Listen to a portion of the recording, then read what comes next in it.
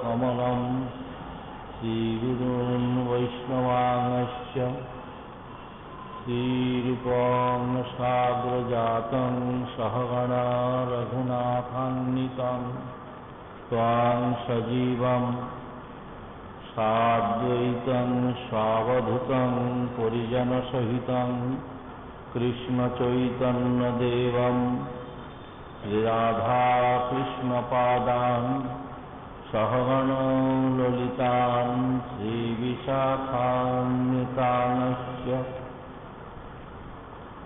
संसारदावानललीढलोक प्राणाय कारुण्यघनाघनत्वं प्राप्तस्य कल्याणगुणार्णवस्य वन्दे गुरो श्रीचरणारविन्दम्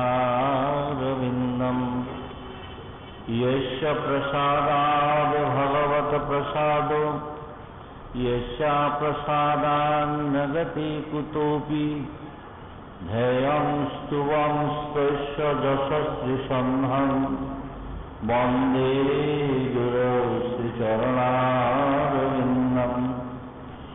अज्ञानतिमिरान्धस्य ज्ञानाञ्जनशलाकया चक्षुरुन्मिलितं येन तस्मै श्रीगुरवे नमः। गुरवे गौरचन्द्राय राधिकायै तदालये कृष्णाय कृष्णभक्ताय तद्भक्ताय नमो नमः। श्रीभक्तगोपालपादाब्जभृङ्ग श्रीकृष्णभक्तिप्रदानैकदस्वः श्रीमद् प्रेमरूपो पाहि प्रभो श्रीनिवासद्विजेन्द्र। आजानुलम्बितभुजौ कनकावदातौ सङ्कीर्तनैकपितरौ कमलायताक्षौ विश्वंभरौ द्विजवरौ युगधर्मपालौ वन्दे जगत्प्रियकरौ करुणावतारौ। स्तुमस्तुं चैतन्याकृतिमतिविमर्याद परमाद्भुतयोदार्यं व्रजपतिकुमारं रसयितुं विशुद्धसप्रेमन्मदमधुरपीयूषलहरीं प्रदातुं चानिभ्यपरपदो नवोद्दीपप्रकटम् अनर्पितचरीं चिरात् करुणयावतीर्णकलौ समर्पयितुमुन्नतोज्ज्वलरसांसभक्तिश्रियं हरिपुरतसुन्दर द्युतिकदम्बसन्दीपित सदा हृदयकन्दरी स्फुरतु शचीनन्दनः। आनन्दलीलामय विग्रहाय हेमाभदिव्यच्छविसुन्दराय तस्मै महाप्रेमरसप्रदाय चैतन्यचन्द्राय नमो नमस्ते। नित्यानन्दमहं कर्णेन्दुकुण्डलं चैतन्याग्रजरूपेण पवित्रीकृतभूतलं नमस्त्रिकालसत्ताय जगन्नाथसुताय च सभृत्याय सपुत्राय सकलत्राय ते नमो नमः।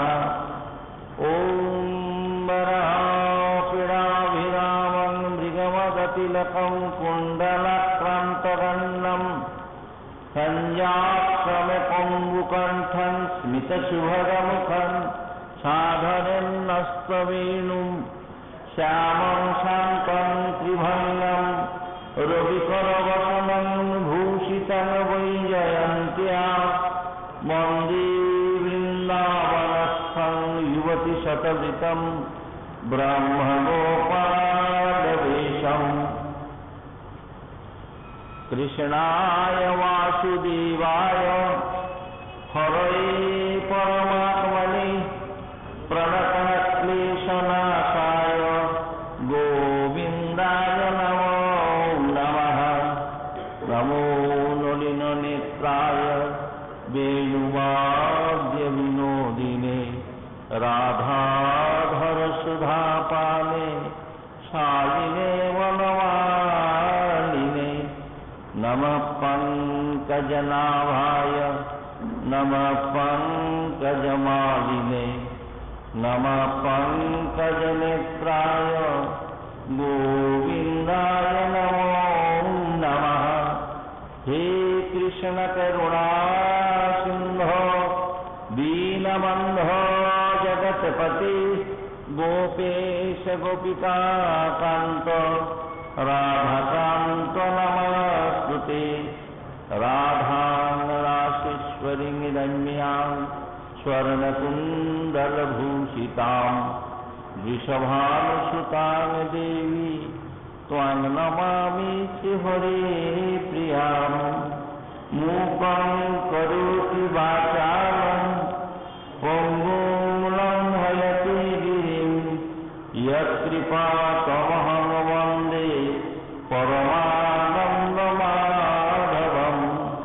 जयतां सुरतो पङ्गुर्मम मन्दमतिर्गति मत्सर्वस्य पदाम्भोजौ श्री श्रीराधा गिरिवरधर।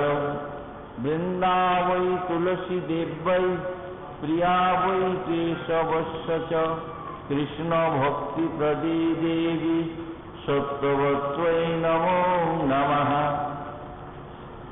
तुलसी काननं यत्र यत्र पद्मवनानि च पुराणपठनं यत्र तत्र सन्निहितो हरि। श्रीरूप सनातन भट्ट रघुनाथ শ্রীজীব গোপাল ভট্ট দাস রঘুনাথ এই ছয় গোসাইয়ের করি চরণ বন্দন। যাহা হইতে বিঘ্ন নাশ অভীষ্ট পূরণ। এই ছয় গোসাই যার তার মই দাস তা সবার পদরে নুমর পঞ্চগ্রাস। বাঞ্ছা কল্পতরুভ্যস্য কৃপা সিন্ধুভ্য এব চ পতিতানাং পাবনেভ্যো वैष्णवेभ्यो नमो नमः। ओम नमः धर्माय महते नमः कृष्णाय विधसे ब्राह्मणेभ्यो नमस्कृत्य धर्मानवस्य सनातनां। সকল শ্রোতা বৈষ্ণব গণের আমি করি নমস্কার। সবে চরণ ধুলি দেহ মস্তকে আমার।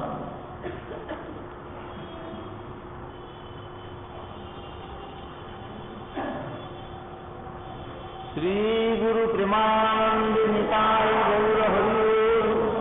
শ্রী গুরু প্রেমানন্দ নিতাই গৌর হরি। শ্রী গুরু প্রেমানন্দ নিতাই গৌর হরি।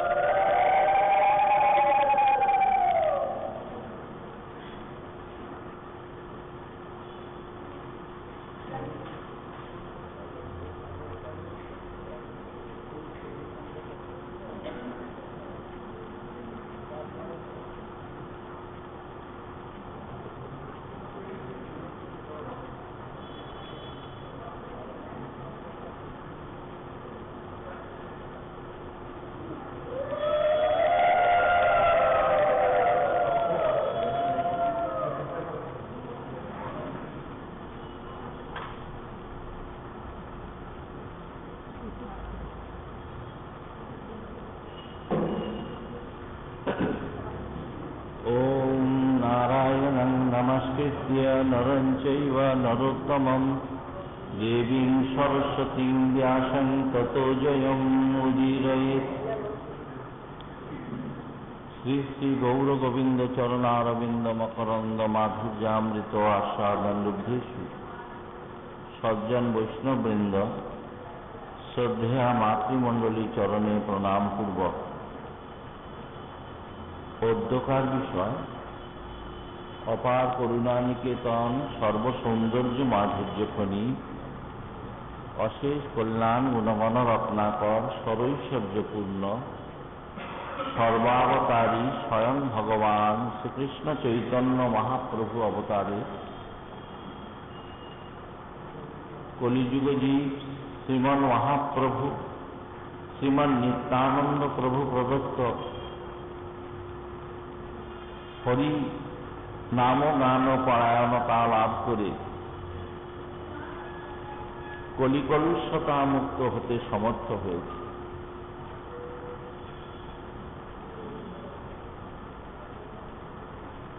जगद्गुरु श्री नित्यानंद যত देखो गुरुरूप साक्षात नित्यानंद स्वरूप संसारे पार हইয়া भक्तिर सागरे जे डुबिबे से भजुक आमार निताई चाँदेर। चैतन्य भागवत ग्रंथकार चैतन्य लीलार व्यासदेव श्री वृंदावन दास ठाकुर তিনি শ্রী চৈতন্য ভাগবত গ্রন্থে বলেছেন, যদি কেউ সংসারের পারে भक्ति साम्राज्ये अवस्थान करते इच्छुक है ताहले से परम कारुणिक जगद्गुरु सकल रसेर गुरु बांछा कल्पतरु श्री नित्यानंद चरणे अनुरक्त हन नित्यानंद चरणे शरणागति लौन। श्रीमद्भागवते व्यासदेव उद्धवेर निकटे बोलेছেন, उद्धव आचार्य माम बीजानियाद नावमन्येत कर्हिचित् मत्त बुद्धा सूयत सर्वदेवमय गुरु। हे उद्धव, आचार्य माम बीजानियाद, आचार्य के आमाके मने करबे, अर्थात आमी अन्य केउ नय। जेमन आमरा बोली पंचपात्रे गंगा, कमंडलुते गंगा, घटीते गंगा,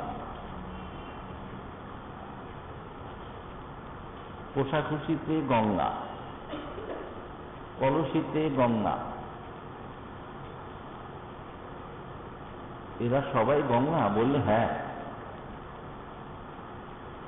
तखन किन्तु कलसी और कलसीर परिचय नहीं। पंचपात्र कोषाकुषी घटी ग्लास जा किछु गंगा ताते अवस्थान करछेन बोले তিনি সম্মাননীয়, পূজনীয়।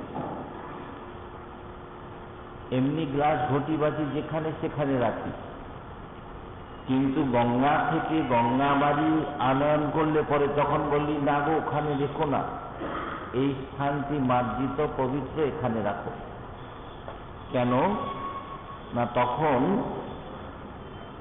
বিশেষ মর্যাদা প্রাপ্ত হন সেই পাত্রটি, যেহেতু তাতে গঙ্গা অবস্থান করেন। তেমনি বন্দে কৃষ্ণ জগৎগুরু মাচার্য মাম বিজানিয়াত,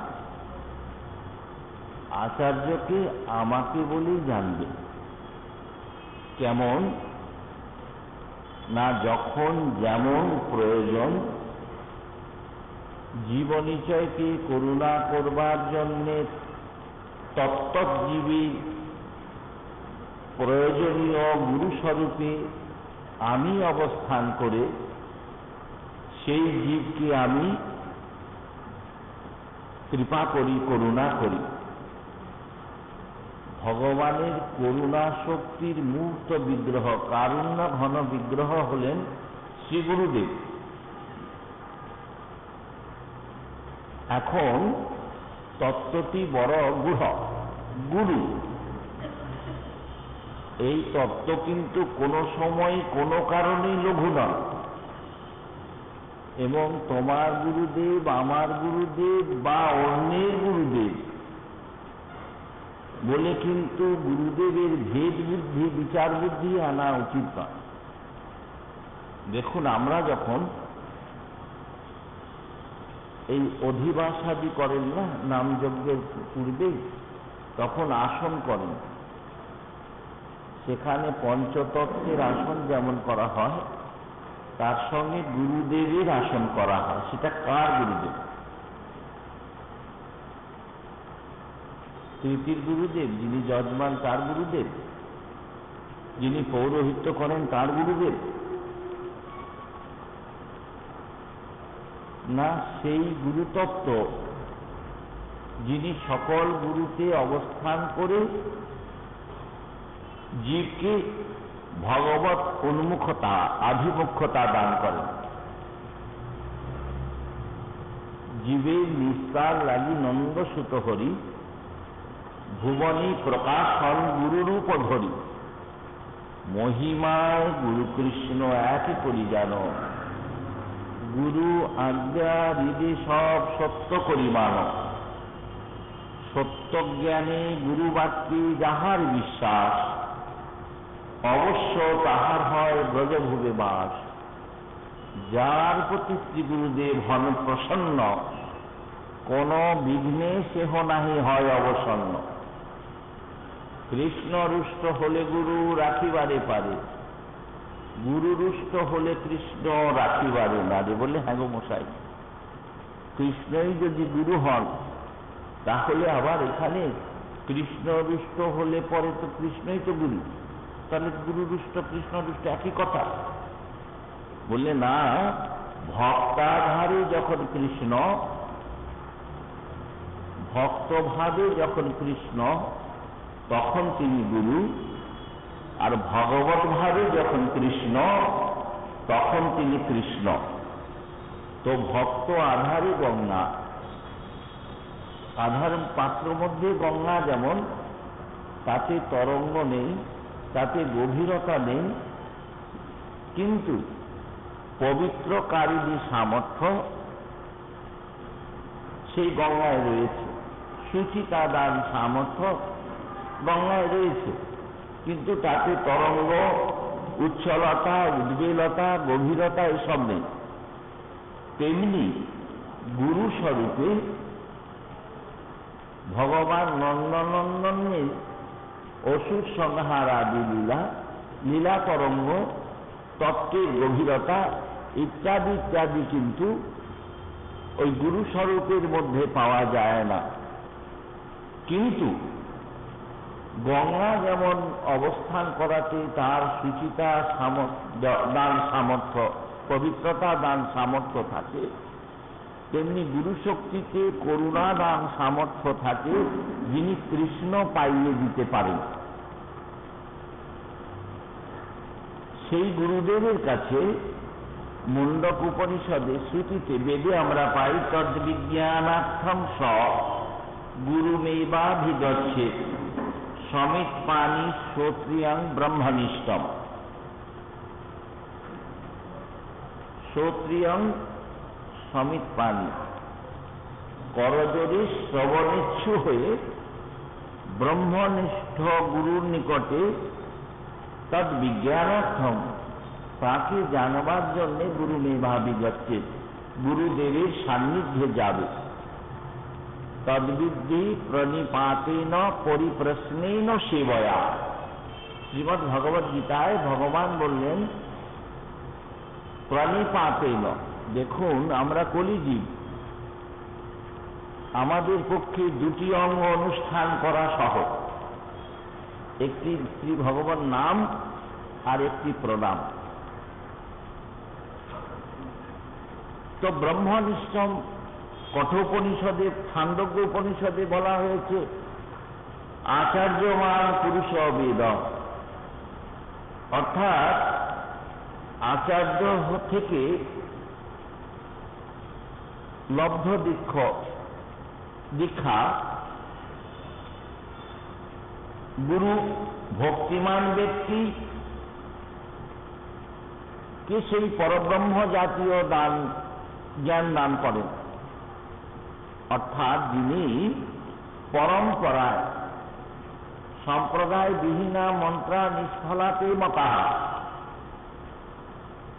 যে গুরু পরম্পরা শাস্ত্রসম্মত পরম্পরা সম্প্রদায় সম্মত নন, সেখান থেকে মন্ত্র নিলে কিন্তু নিষ্ফলা মতাহা। সে মন্ত্র অনেকে বলেন যে মন্ত্র নিলাম, এখন তো ভারতবর্ষ বিচিত্র ভাবনার দেশ, এখানে যে যেমন ইচ্ছা, বিশেষত কিছু কিছু মহাপুরুষ বাক্য, মহাজন বাক্য, মহৎ অনুভবী জনের বাক্য আমরা এত বেশি অকারণ যত্রতত্র প্রয়োগ করে বিভ্রান্ত হই, যত মত তত পথ। এখন শাস্ত্রীয় মতই পথ, সকল্পিত মত কিন্তু পথ নয়। যত বলতে এখানে শাস্ত্রীয় মত, শাস্ত্র বাক্য, শাস্ত্র যেখানে যেমন বলেছেন সেইটি আমাদের আশ্রয় করা কর্তব্য। এখন সাধারণত অবিবেকী পণ্ডিতমন্য বিজ্ঞান ব্যক্তি, যিনি নিজেকে পণ্ডিত মনে করেন, অবিবেকী, আরে শাস্ত্র পড়ি যেই ব্যক্তি শাস্ত্র মর্ম উপলব্ধি নাহি করে, গর্ধবের প্রায় সেই ব্যক্তি শাস্ত্র বহিমরে। গর্ধব যেমন কাপড় পিঠে করে বয়ে দিয়ে যায় ধোপার, কিন্তু সে পড়তে পায় না, তেমনি শাস্ত্র অনুশীলন করে, শাস্ত্র পড়ে যদি শাস্ত্র বাক্যকে যথাযথ নিজের জীবনে প্রয়োগ না করে, কেবলমাত্র পাণ্ডিত্যের কচকচিতেই অবস্থান করে, তাহলে পরে কিন্তু সেই ব্যক্তি গর্ধবপ্রাণ। অতএব আচার্যমান পুরুষ বেদ, আচার্যমান পুরুষের নিকট থেকে লব্ধ দীক্ষা, যিনি দীক্ষা লাভ করেছেন সেই ব্যক্তি ভগবানের সান্নিধ্য পেতে সমর্থ হয়। শ্রীমদ্ ভাগবতে দশমে সুদামা বিপ্রের কাছে শ্রী ভগবান বলেছেন, জানো সুদামা, সবই সৎকর্ম নাই সাক্ষাৎ দ্বিজাতেরিহ সম্ভব আদ্বৈ অঙ্গ যথাক্রমিনাং যথাহং জ্ঞানদ গুরু। সুদামা বিপ্লব দ্বিজাতি সম্ভব। তো ভগবান নন্দনন্দন তার বন্ধু, ভগবান শ্রীকৃষ্ণ তার বন্ধু। তো গুরুর প্রকারভেদ বলেছেন তিনি। কি বললেন না, আত্মজ্ঞান প্রদর্শ গুরুর অত্যন্ত পূজত্বং বক্তুং পুরুষস্য ত্রিণ গুরুনাহ সবই ইতি। স্বামীপাদ টিকায় বললেন যে আত্মজ্ঞান প্রদাতা গুরু তিনি আত্যন্তিকভাবে তার স্মরণ কর্তব্য এবং তিনি একমাত্র পরম পূজনীয়। কিন্তু সাধারণত তিন প্রকারের গুরু শাস্ত্রে উল্লিখিত হয়েছে। তিন প্রকারের গুরু: পিতামাতা, আদ্যগুরু, যার থেকে আমরা ভগবত ভজনযোগ্য দেহ লাভ করেছি। পিতার দেহ থেকে এবং মাতৃদেহ থেকে তিন ছটি উপাদান নিয়ে আমাদের এই দেহটি। অতএব যে দেহটি কৃষ্ণ ভজনা করবেন, সেই ভজনা করার মতো দেহের জন্য যাদের অবদান, তাদেরকে অস্বীকার করে কিন্তু ভগবত ভজন হয় না। তাদের প্রতি আগে শ্রদ্ধাশীল হতে হয়। শ্রদ্ধার ক্রম সোপান হল পিতামাতাকে শ্রদ্ধাশীল ব্যক্তি। যিনি পিতামাতাকে শ্রদ্ধাশীল হন না, জগৎ পিতা শ্রী ভগবান তাকে খুব একটা ভরসা করেন না। শ্রীনন্ত বিশ্বে অমৃতস্য পুত্রা ইয়া ইয়ে সর্বে ধামনিতস্তু। আমরা সকলে সেই অমৃত ধাম থেকে এসেছি, অমৃতের পুত্র আমরা। এখন অমৃত যিনি পরম পিতা, তিনি ভরসা রাখেন না মাদৃশ পিতৃবিদ্বেষী বহির্মুখের আচরণ। তো পিতামাতা আদ্যগুরু।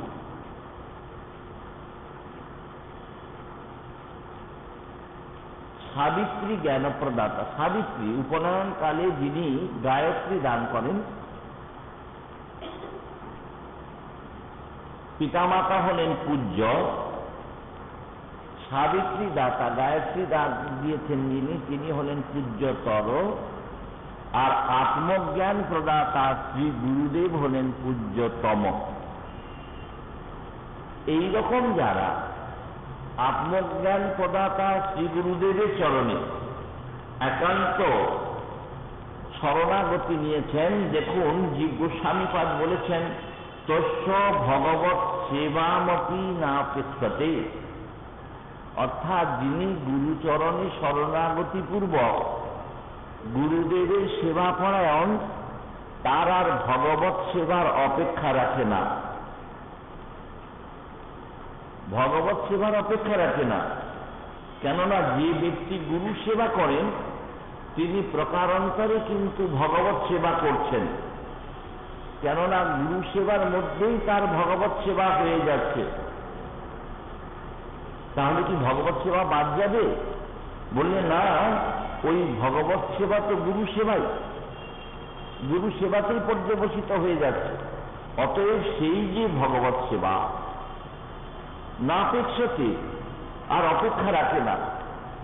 কেননা গুরুদেব তিনি প্রসন্ন হবেন বলে প্রাতঃকালে শিষ্য কৃষ্ণ নাম কীর্তন পূর্বক ভগবৎ বিগ্রহ আদি জাগরণ, যথাসময়ে ভগবৎ বিগ্রহ পূজা অর্চনা, স্নান পূজা অর্চনা আদি উপকরণ আয়োজন গুরু তৃপ্তার্থে, শ্রী গুরুদেবের তৃপ্তির জন্য।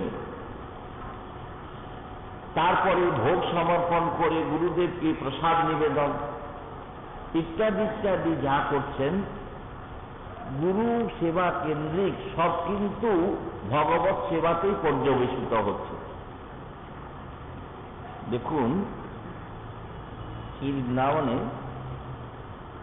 মহাত্মারা ভজন করেন, তো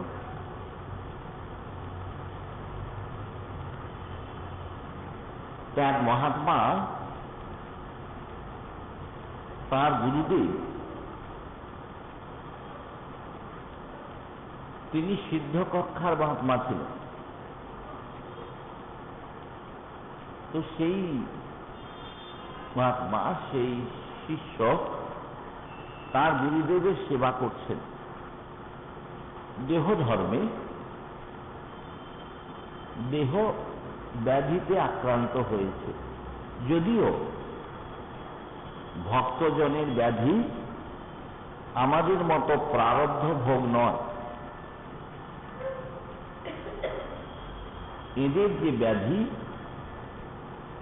জীব গোস্বামী পাদ সমাধান করেছেন যে এক তো লোক জগতে শ্রীমন মহাপ্রভু জ্বরের ছলনা করলেন, শ্রী গোবিন্দ শিরপীড়ার ছলনা করলেন। যারা ভগবৎ সান্নিধ্য লাভ করেছেন, মাইকি ব্যবস্থা, মাইকি অবস্থা তাদের স্পর্শ করে না। তো যাই হোক, ব্যাধি হয়েছে, এখন তিনি জ্বরে কাঁপছেন আর মাঝে মাঝে উফ আহ করছেন। তো সেবক তিনি ওই যমুনায় জল আনতে গেছেন। যাবার পথে একজন বৈদ্য চিকিৎসককে বলেছেন যে ডাক্তারবাবু, আমার শ্রী গুরুদেবের শরীর আজকে ভালো নেই, আপনি একবার গিয়ে তাকে দেখে আসুন।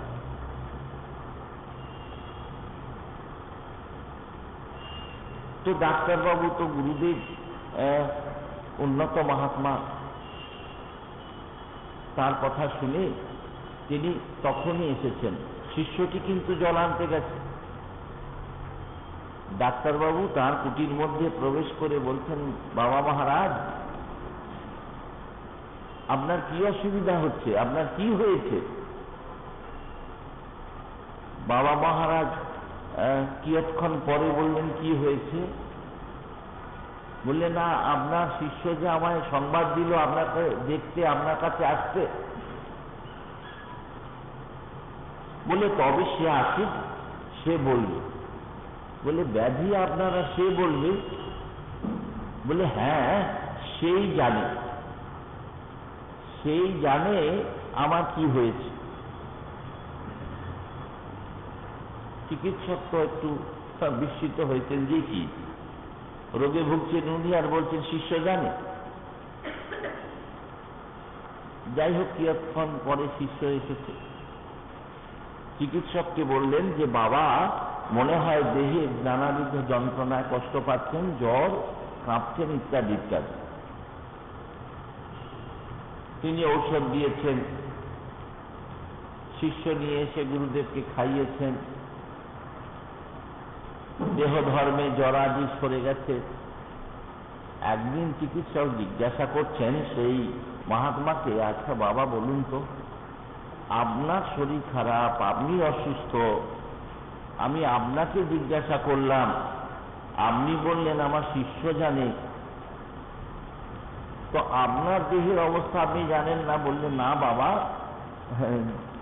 দেহের স্মৃতি নাহি যার, ভবকু কাহাতা। বলে, না বাবা, আমি ঠিক বলতে পারবো না। কেন জানো না? তোমরা শুনেছ না, এই বড় বড় বাড়ি, বহুতল বাড়ি, সেই সব বাড়ি সব কিন্তু গৃহস্বামীর দেখভাল করার সময় থাকে না। তার জন্য তারা একজন পরিচালক, কেয়ারটেকার বাড়িটাকে দেখভাল করবে, একজন কেয়ারটেকার থাকে। তো কোথায় কোন কবজার স্ক্রু খুলে গেছে, কোথায় কোন জানলার চিপটা আলগা হয়েছে, কোথায় কোন দরজার কাঠ ছেড়ে গেছে, কোথায় বালি সিমেন্ট প্লাস্টার ছেড়ে গেছে, এটা যেমন কেয়ারটেকার দেখে এবং সেই রকম মিস্ত্রি এনে সেগুলো মেরামত করে। কেননা ওই যে গৃহস্বামী তিনি অনেক ওপরতলায় বসে থাকেন, তো তিনি সহসা নিচে নামেন না। ওই যাবতীয় দায়িত্ব কেয়ারটেকারের উপর দেওয়া আছে। তেমনি শোনো, 5টি কর্মেন্দ্রিয়, 5টি জ্ঞানেন্দ্রিয়, এই 10টি ইন্দ্রিয়ে রাজা হলো একাদশ জ্ঞানেন্দ্রিয় মন। সেই মন বুদ্ধিটা কি হয়েছে জানো? সে না ওই শ্রী ভগবৎ শরণাদিতে মগ্নচিত্ত হয়ে থাকে, তো ভগবৎ শরণ করে, সেই জন্য সে অনেক উঁচুতে অবস্থান করে। তো সে যখন সেখানে থাকে তখন তার এই দেহাদিতে অভিনিবেশ থাকে না। দেহাদিতে অভিনিবেশ না থাকার জন্য ঠিক বলতে পারে না। তাই সেই দেহটিকে যিনি দেখভাল করেন, সেই দেহটিকে যিনি পরিচর্যা করেন, তিনি সঠিক বলতে পারেন দেহের কোথায় কি অসুবিধা হচ্ছে। তো আমি সেদিন বলতে পারিনি, হয়তো জানি না আমি যে সত্তা, সে হয়তো ভগবৎ স্মরণে কোথাও অবস্থান করছিল, তাই বললাম শিষ্য আসুক, এসে তোমায় বলবে। এই রকম যিনি গুরু সেবা করতে করতে একেবারে তাদাত্ম্য প্রাপ্ত হয়ে যান। দেখুন শ্রীনিবাস আচার্য প্রভু, তার শিষ্য রামচন্দ্র কবিরাজ, গুরু শিষ্য যুগল। এই যে গুরু শিষ্য যুগল, তো গুরুদেব লীলা স্মরণকালে তিনি স্মরণ করতে করতে ব্রজলীলায় প্রবেশ করেছেন। প্রবেশ করে সেখানে দেখেন রাধারানী সখীগণ সঙ্গে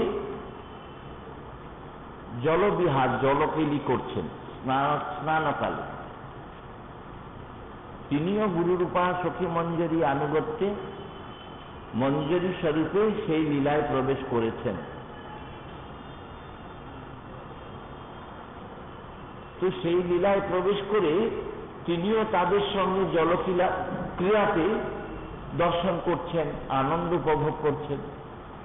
হঠাৎ রাধারানী একটু বিষণ্ণ হয়েছেন, ম্লান মুখে ললিতাকে, বিশাখাকে বলছেন, দেখ সখী, আমার না হঠাৎ এই মুখমণ্ডলে হাত দিতে গিয়ে না নাসায় হাত পরাতে দেখলাম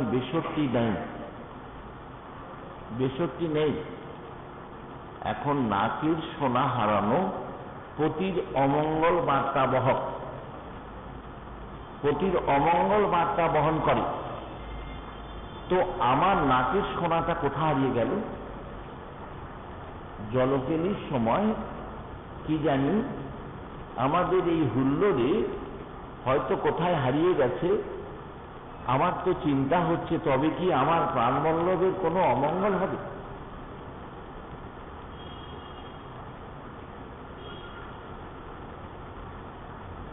রাধারানী প্রিয় সখী যারা, দেখুন একজন হচ্ছেন কৃষ্ণ সেবা পরা, একজন হচ্ছেন উভয় সেবা পরা, আর একদল হচ্ছেন রাধা সেবা পরা। যারা রাধারানীকে অধিক ভালোবাসেন তারা রাধারানীর এই অবস্থা দেখে সকলে মিলে সেই জলমধ্যে বেসর খুঁজছেন। কোথায় বেসর গেল? তো বেসর খুঁজে চলেছেন, পাচ্ছেন না কেউ। বেলা গড়িয়ে যাচ্ছে। এদিকে কিন্তু এই জগতে একদিন, দুদিন, 3 দিন হয়ে গেল। শ্রীনিবাস আচার্য প্রভুর প্রথমা পত্নী ঈশ্বরী, তিনি রামচন্দ্র কবিরাজ শিষ্যকে ডেকে বললেন, দেখো বাবা, তোমার গুরুদেব আজকে 3 দিন হলো স্মরণে বসেছেন, কোনো বাহ্য স্মৃতি নাই, নাসাগ্রে তুলা ধরে দেখা যাচ্ছে শ্বাসবায়ু অতি ক্ষীণ বইছে, কি জানি কি হলো, তুমি একটু দেখো না। যেমন গুরু তার তেমন শিষ্য। তিনি গুরুদেবের বাম ভাগে গিয়ে বসে নিজ মঞ্জরী স্বরূপ চিন্তন করতে করতে গুরুবানুগত্যে তিনিও লীলা সাম্রাজ্যে প্রবেশ করেছেন। লীলা সাম্রাজ্যে প্রবেশ করে তিনিও গেছেন সেই সরোবরের নিকট। দেখেন তাঁর গুরুদেব মণিমঞ্জরী শ্রীনিবাস আচার্য প্রভু, গুণমঞ্জরী গোপাল ভট্ট গোস্বামী, শ্রীল রূপমঞ্জরী, অনঙ্গমঞ্জরী আদি মঞ্জরীগণ এবং ললিতা, বিশাখা, চিত্রা, চম্পকলতা, তুঙ্গবিদ্যা, ইন্দ্ররেখা আদি সখীগণ সকলে মিলে অন্বেষণ করছেন বেশক। রামচন্দ্র কবিরাজ তিনি মঞ্জরী স্বরূপে গিয়ে তিনিও ওই সরোবরে নেমেছেন গুরবানুগত্যে। আনুগত্যের ভজন বৃন্দাবনীয় বিশেষত বৈষ্ণবীয় যে রাগানুগীয় ভজন, এটি হল আনুগত্যের ভজন। ভজন মাত্রই আনুগত্যের ভজন। গোপী অনুগতি বিনা ঐশ্বর্য জ্ঞানে ভজিলেও নাহি পায় ব্রজেন্দ্র নন্দনে। আনুগত্য ব্যতিরেক কিন্তু ভজন যথেষ্ট সিদ্ধ হয় না, স্বেচ্ছাচারিতায় ভগবত ভজন হয় না। তো তিনি আনুগত্য নিয়ে গুরুদেবের পশ্চাতে পশ্চাতে তিনি অন্বেষণ করছেন। করতে করতে দেখেন কি একটি অর্ধপ্রস্ফুটিত কমল আটখানা ফুটেছে, অর্থাৎ কিছু কিছু পাপড়ি ফুটেছে আর কিছু এখনো আছে কলিকা। সেই কোনো একটি পাপড়ির মাঝে, পদ্মপত্রের মাঝে বেশটি আটকে রয়েছে। রামচন্দ্র কবিরাজ বেশটিকে তুলেছেন। এইবার কিন্তু আমাদের খুব সাবধানে শুনতে হবে। আমরা যদি কেউ কোনো জিনিস ভজন রাজ্যে কিছু পাই, পাবো না, আমি তো পাবই না, যদি কেউ পান, কারো প্রতি যদি রাধারানীর অশেষ বিশেষ কৃপা হয়, যদি পান তো নিজে কৃতিত্ব দাবি করে বলবেন আমি পেয়েছি। কিন্তু গৌড়ীয় বৈষ্ণব ভজন রাজ্যে দেখুন রামচন্দ্র কবিরাজ তিনি 62 পেয়েছেন। সরাসরি তো রাধারানীর কাছে পৌঁছে গিয়ে এই দেখো রাধারানী তোমার যে চিন্তা দূর করে দিতে আমি সমর্থ হয়েছি, এই দেখো বেশর খুঁজে নি। কিন্তু তিনি সেই কৃতিত্বের দাবি রাখেন না। তিনি গুরবানুগত্যে অতি দীনতার সঙ্গে সেই বেশরটি আচার্য প্রভু মণিমঞ্জরী হাতে দিলেন, যে প্রভু এই দেখুন বেশর পাওয়া গেছে। বেশরটি আচার্য প্রভু গুণমঞ্জরীর হাতে দিলেন। গুণমঞ্জরী চম্পকলতা সখীর হাতে, যুথেশ্বরী মঞ্জরী তিনি চম্পকলতা সখীর হাতে দিলেন।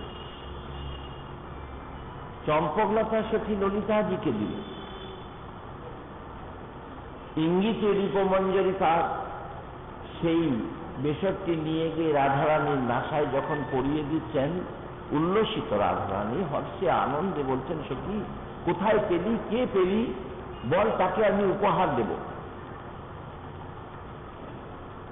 তো এই যে উপহার দেব বলে রাধারানী যখন একেবারে স্বয়ং আনন্দিনী, তার আবার আনন্দ, তো সেই আনন্দ বদনী বিষভানু রাজনন্দিনীকে দর্শন করে বৃন্দাবনে যেন আনন্দের জোয়ার বয়ে গেল।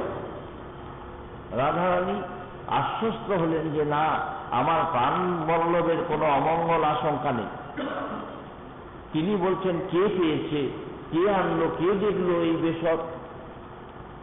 তখন রূপমঞ্জরী পাঠ বলছেন যে একজন নবদাসী গুণমঞ্জরীর যুথে মণিমঞ্জরীর দাসী সে পেয়েছে বলে তাকে আমার কাছে নিয়ে এসো। রামচন্দ্র কবিরাজ মঞ্জরী স্বরূপে নিয়ে গেছেন তাকে রাধারানী চরণ সমীপে। রাধারানী হেসে তার কণ্ঠালিঙ্গন করে বলছেন, তুমি আমায় বাঁচালে, শোনো আমি তোমাকে উপহার দেব। কি উপহার? না, যা আমার প্রাণবল্লভেরও প্রার্থিত বস্তু, আমার অধরামৃত চর্বিত তাম্বুল। রাধারানীর মুখ বিবরে তখন তাম্বুল আছে, সেই রাধারানীর আস্বাদিত তাম্বুল তিনি বললেন আমি তোমায় দেব, উপহার দেব। তুমি হাত পাতো। রামচন্দ্র কবিরাজ বললেন, হে রাধারানী, যদি তোমার এই সাম্রাজ্যে প্রবেশ অধিকার পেয়ে থাকি এবং যদি তোমার এই লীলা ক্রীড়াবনে যদি সমুপস্থিত হয়ে থাকি, সে তো আমার গুরুদেবের কৃপায়, আমার গুরুদেবের করুণায়। আমি তোমার কাছ থেকে কিছু চাইতে আসি নাই। জানি তুমি বরদেশ্বরী, তুমি বরদাত্রী, কিন্তু আমি আনুগত্য কিঙ্করিত্ব প্রার্থনা করি। বিনা পাদাব্জয়স্তব বরদাস্যমেব নান্যৎ সময়ে কুলদেবী যাতে সখ্যায়তে মম নমস্তু নমস্তু নিত্যম দাস্যায়তে মম রসস্তু রসস্তু সত্যম। রঘুনাথ দাস গোস্বামী পাদ তিনি রাধাকুণ্ড তটে বসে বলেছেন, হে বরদেশ্বরী বিষভানু রাজনন্দিনী, তুমি বড় দাত্রী, তোমার সাম্রাজ্যে এলে তুমি কাউকে ফিরিয়ে দাও না। আরে সাম্রাজ্যে আসুক বা না আসুক, একবার যদি রাধারানী বলে কেউ উচ্চারণ করে, কীর্তন করে, তুমি তোমার প্রাণবল্লভকে নির্দেশ দিয়েছ তাকে যেন তুমি অঙ্গীকার করো। এমন যে তোমার নামের মহিমা, তো তুমি তো বরদেশ্বরী, বরদাত্রী, আমি তোমাকে আশ্রয় করে পড়ে আছি, তোমার তটকে আশ্রয় করে পড়ে আছি। যদি কখনো বরদান করো, আমি চাই না কিছু, তোমার কাছে কিছু চাই না। কেননা আমরা প্রহ্লাদ মহারাজজির চরিত্রে পেয়েছি যে প্রহ্লাদ মহারাজজিকে যখন নৃসিংহদেব বলছেন, প্রহ্লাদ কি চাও বলো, বলে বরণ্য যাতে যাতে সবই বণিক। প্রভু তোমার কাছে চাইব কি? যে কিছু চায় সে বণিক, ব্যবসায়ী। আদান প্রদান ভিত্তিতে যদি কেউ তোমার সঙ্গে সম্বন্ধ করে, তাহলে জানতে হবে সেখানে ভালোবাসা নেই, সেখানে প্রীতি নেই। তো হে রাধারানী, আমি কিছু চাই না, যদি তুমি দাও। তাই আগেই বলে দিচ্ছি যে তুমি যেন আমাকে কখনো তোমার সখী পদে অঙ্গীকার করো না, তোমার সখী পদ দিও না। কেননা সম্ভোগ ইচ্ছাত্মিকাময়ী যে সখীগণ, যাদের সঙ্গে গোবিন্দ সম্ভোগ করেন, সম্ভোগ পরায়ণা, আমরা কিন্তু দাসীগণ সম্ভোগ পরায়ণা নই। আমরা কখনো গোবিন্দ সঙ্গে সম্মিলন, গোবিন্দ সম্ভোগ চাই না। আমরা চাই রাধা বল্লভ, রাধার নাথ, রাধার সঙ্গে মিলিত হয়ে তিনি যখন রাধারানী সুখোৎপাদন বা রাধারানী গোবিন্দ সুখোৎপাদন করে থাকেন, উভয়কে সুখদান, দর্শনে আমাদের আনন্দ, সেবাতে আমাদের আনন্দ। সেই কিঙ্করিত্ব পদ আমরা দাসীর দাসী হয়ে, মহাপ্রভুর এইটি চরমতম অবদান। গৌড়ীয় বৈষ্ণব ভজনে দেখুন, রাগানুগীয় যে ভজন, শ্রীমান মহাপ্রভুর অবতরণ কিন্তু এইটি দান করার জন্য। যদি গৌরাঙ্গ না হইত, কিমেনে হইত, কেমনে ধরিতাম যে রাধার মহিমা, প্রেম রস সীমা জগতে জানাত কি। মধুর বৃন্দা বিপিন মাধুরী প্রবেশ চাতুরী সাপ, বরদ যুবতী ভাবের ভকতি সকটি হইত কার। ব্রজ যুবতীর ভাবানুসারিণী ভক্তি, সেই ভক্তিতে অনুভাবিত হয়ে তৎসাম্রাজ্যে প্রবেশ, এই সুকৌশলটি জানত কে? চাতুরালীর সঙ্গে সেই সাম্রাজ্যে প্রবেশ করে রাধা দাস্য লাভ করে রাধার নাথ শ্রী গোবিন্দের সেবা প্রাপ্তি, এটি মহাপ্রভু শিখিয়ে দিয়েছে, মহাপ্রভুর দান। তাই মহাজন বললেন, গাও পুন পুন শ্রী গৌরাঙ্গীর গুণ, সরল করিয়া মন, ভেবে দেখো মনে একিন ভুবনে, এমন দয়াল নাহি কোন জন। আরে গৌর সুন্দর যদি না আসতেন, জীব চির বঞ্চিতই থেকে যেত। বঞ্চিতোস্মি বঞ্চিতোস্মি বঞ্চিতোস্মি করতাম করুণাং বিনা। প্রবোধানন্দ সরস্বতী পা চৈতন্য চন্দ্রামৃতে বললেন, হে গৌ সুন্দর, যদি তুমি না আসতে তাহলে প্রেমদান লীলাতে আমরা চিরবঞ্চিতই থেকে যেতাম, চিরবঞ্চিতই থেকে যেতাম, চিরবঞ্চিতই থেকে যেতাম। অতএব এমন যে রাগানুগীয় ভজন নিলেন না।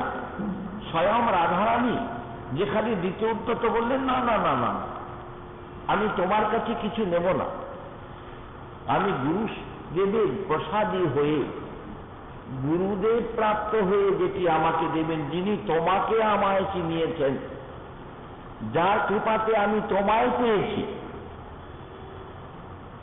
দেখুন, আমরা তো গুরুর শিষ্য, শিষ্যার্থে সেবক, সেবক। এমন তুমি কি ভাড়ামি করো রে মন, তুমি কি ভাড়ামি করো।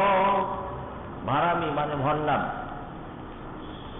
আমাদের তো বিশেষত মালাতি লোক, সাধুর বেশ, ভজনের নাহিলে সেই আমি লোক দেখাইয়া মা কালীর ফললাল, দেখিতে সুন্দর ভালো, ভাঙিলে সে গায়ে ফেলাইয়া। সেজেছি, সাজা বৈষ্ণবের সাজা ভালো বললে কেন না, সাজা সাধু হলে পরে না, সাজাটাও পেতে হবে ভালো। তো বলছেন তুমি সেবক হয়েছ। হ্যাঁ হ্যাঁ, আমার মন্ত্র হয়ে গেছে, আমার গুরুদেব খুব শক্তিধর। বললে বাবা এত আস্ফালন করো না, তোমার গুরুদেব শক্তিধর তোমার আস্ফালন দেখেই বোঝা যাচ্ছে। শোনো, এসব কথা বলতে নেই। তো তুমি মন্ত্র নিয়েছো, কি করেছো বাবা? বলে কেন? গুরুদেব বললেন বাবা তুমি এই মন্ত্র পেলে তোমার সব হয়ে গেল। বললে বাহ, চমৎকার কথা। শোনো, গুরুদেবের পদাশ্রয় করলে গুরুদেব যাকে অঙ্গীকার করে নেন, গুরু সমর্পিত প্রাণ, গুরু সেবক রূপে পরিচিত হন। তো তুমি তো তার সেবক। বলে হ্যাঁ, ও যখন বছরে একবার আসেন তখন যতটা পারি তার সেবা করি, সোনামিও কিছু দিই, বাজার থেকে ভালো মন্দ এনে খাইয়ে দাইয়ে দিই। কে বলেছে গুরুদেবের সেবা করি না? করি তো। বললে বাবা সে কথায় কিন্তু সেবক পরিচিতি, সেবক নাম ধারণ করা যায় না। মন প্রেমানন্দ তিনি নিজেকে, নিজের মনকে মনশিক্ষার পদে বলছেন, মন তুমি কি ভাড়ামি করো রে মন। কি ভণ্ডামি করছো? সেবক হয়েছি, আশ্রয় করেছি, কিসে গর্ব করো রে মন, কিসে গর্ব করো।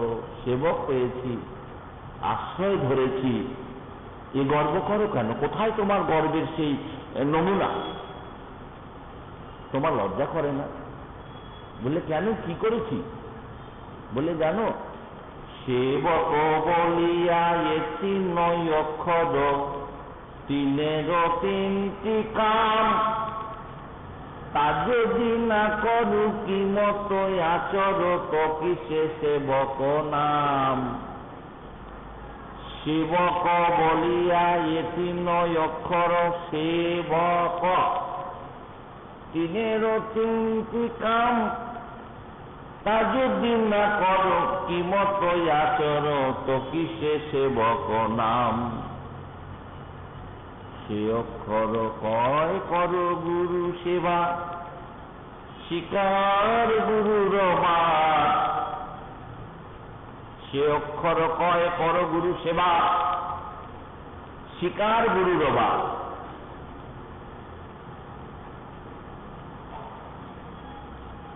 একটু মিলিয়ে দেখবো আমি গুরু সেবা কতটা করেছি আর কতটাই বা গুরু বাক্যকে স্বীকার করে নিয়েছি। ধ্যান মূলং গুরু মূর্তি, পূজা মূলং গুরু পদম, মন্ত্র মূলম গুরু কৃপা, মোক্ষ মন্ত্র মূলম গুরুর বাক্যম, মোক্ষ মূলম গুরু কৃপা। মন্ত্র মূলম গুরুর বাক্যম, গুরুদেব যা বলেন সব মন্ত্রময়। কেন না সর্বদেবময় সর্ববেদময় গুরু না মত্তবুদ্ধি আসুয়েত, তাকে মনুষ্য বুদ্ধি করো না, তিনি সর্বদেবময়। এমন যে গুরু, তিনি যা বলছেন তার প্রত্যেকটি শব্দ, প্রত্যেকটি কথা, প্রত্যেকটি উপদেশ আমার হিতের জন্য। শিকার গুরুর অবাধ। গুরুদেব বললেন, বাবা এটা করো তো। বলে, ওটা হবে না, আমরা সংসারী, একটু বুঝে সুঝে উপদেশ করবেন। কেমন? বললে, বাবা কণ্ঠে তুলসী মাল ধারণ করো, দাদর সঙ্গে হরি মন্দির অঙ্কন করো, হরি স্থাপন, হরিকে বসাও, তারপরে ভগবানে নিবেদন করে প্রসাদ ভোজন করো, একাদশী, জন্মাষ্টমী, গৌর পূর্ণিমা ব্রতাদি পালন করো। বলে, দেখুন আপনি এক নাগারে বলে যাবেন, আমরা সংসারী জীব, আমাদের জন্য সুলভ যদি কোনো ব্যবস্থা থাকে, সহজ যদি কোনো পন্থা থাকে তো বলুন। বললে, বাবা সহজ পন্থা আবার কি রকম? সহজ পন্থা কি রকম? আর এর থেকে সহজ কি হবে গো? তো স্বীকার গুরুবাদ, গুরু বাক্য কি স্বীকার করে নিতে হবে, যা তিনি বলছেন। এই চৈত্র বৈশাখ মাসে আচার্য প্রভু বললেন, রামচন্দ্র বড় গরম, তাই না? গ্রীষ্মের তাপ, এটা দাব পেরে দেবে। কাল বিলম্ব না করে উঠে পড়েছেন গাছে। এখন উঠে গেছেন, কোনো একটা কিছু নিয়ে তো যেতে হবে, দা কাটারি না নিয়ে উঠে পড়েছেন। যে একটা কাঁচা ডাব, শুকনো নারকেল হলেও না হয় পড়ে যায়, কাঁচা ডাব ধরে ঝুলছেন। সবাই চিৎকার করছে, আরে পড়ে যাবে, পড়ে যাবে, মাথা ফেটে যাবে, শরীর চুরমার হয়ে যাবে, করে কি করে কি। যাই হোক, একটা ডাব নিয়ে পড়লেন ভাব করে মাটিতে। রামচন্দ্র কবিরাজ পড়লেন, আচার্য প্রভু উফ করলেন। দীক্ষাকালে শিষ্য করে কৃষ্ণে আত্মসমর্পণ, সেই কালে কৃষ্ণ তারে করে আত্মসমর্পণ। যখন সে সমর্পণ করে দেয়, তখন শিষ্যের দেহটি আর শিষ্যের থাকে না, গুরুদেব গ্রহণ করেন, সেটি গুরুদেবের হয়ে যায়। সেই দেহে যা কিছু কার্যাদি হয় সব কিন্তু গুরুদেবে বর্তায়। খুব সাবধান, মন্ত্র কিন্তু আমরা নিয়েছি, গুরুকরণ করেছি। দুটো পাঁচটা টাকা, একখানা কাপড় দিয়ে মনে করলাম গুরুদেব খুব খুশি হলেন। না ভাই, তিনি যখন জগতে ভূমিষ্ঠ হন তখন তোমার মুখ চেয়ে ভূমিষ্ঠ হন নাই, তাকে রক্ষাকর্তা ভগবান। তুমি কৃতার্থ হও তোমার তার সেবা করে। তো ডাবটি নিয়ে যখন মাটিতে পড়েছেন, আচার্য প্রভু উফ করেছেন, ডাবটি দিয়েছেন। দেখুন, যিনি বিবাহ করে শ্বশুরালয় থেকে ফিরে নিজের বাড়ি যাচ্ছিলেন, পথিমধ্যে আচার্য প্রভু নরোত্তম ঠাকুর মশাইয়ের সঙ্গে বসে জাজিগ্রামে বটবৃক্ষ তলে বলছেন, দেখো নরু, এহেন সুন্দর দেহটি কাম কাঞ্চন সেবায় লাগবে, কামিনী কাঞ্চনের সেবায় লাগবে, কোথায় গোবিন্দের সেবায় লাগলে কিন্তু কৃতার্থ হতো। চেয়েছেন কৃপা দৃষ্টিতে, যখন কৃপা হয় না এইরকম ভাবেই হয়। উনিও পালকির ভেতর থেকে একবার চেয়েছেন, চোখে চোখ পড়েছে। বাড়ি গিয়ে স্ত্রীকে নামিয়ে দিয়ে চলে এসেছেন জাজিগ্রাম, এবং সেই দিনই আত্মসমর্পণ করেছেন, আর ফিরে যাননি। কোনো একদিন তার স্ত্রী একটা পত্র লিখে পাঠান আচার্য প্রভুর কাছে, যে আমার প্রতি, জাগতিক প্রতি, সে তো আমার ভজন রাজ্যের সহচরী, তো আমি তার ভজন দেখে আমি উল্লসিত হব এবং আমার ভজন তার মতো হচ্ছে কিনা মিলিয়ে দেখব, তা আপনি একবার তাকে যদি প্রেরণ করেন। তো আচার্য প্রভু বলেছেন রামচন্দ্রকে, রামচন্দ্র তুমি যাও, একবার গৃহে যাও। তো ঘরে এসেছেন, পত্নী আলিঙ্গন করেছেন, এসো এসো, সহচরী বলে সম্বোধন করেছেন। সেই সময় তার স্মৃতির সিঁদুর, ললাটে সিঁদুর রামচন্দ্রের গণ্ডে লেগেছে। রামচন্দ্র সেখানে পত্নীর সঙ্গে কৃষ্ণ বিষয়ক বার্তা আলাপন করে ফিরে এসেছেন। রামচন্দ্রের গণ্ডে সিন্দুরের দাগ দেখে নরোত্তম ঠাকুর মশাই ঝাড়ু দিচ্ছিলেন, অঙ্গন ঝাড়ু দিচ্ছিলেন। তিনি ঝাড়ু নিয়ে, ঝাঁটা নিয়ে একেবারে আপাদ মস্তক ঝাঁটাপেটা করলেন, ঝাড়ু মারলেন রামচন্দ্র কবিরাজকে। রামচন্দ্র কবিরাজ তো বিস্মিত, আমাকে ঝাঁটা মারে কেন, কি হলো? এইবার আচার্য প্রভুর তো তৈলমর্দন সময়, তেল মাখার সময় হয়েছে, স্নানে যাবেন। দুইজনে তেল মাখাতে বসেছেন, ডান দিকে বাঁ দিকে, নরোত্তম ঠাকুর মশাই আর রামচন্দ্র কবিরাজ।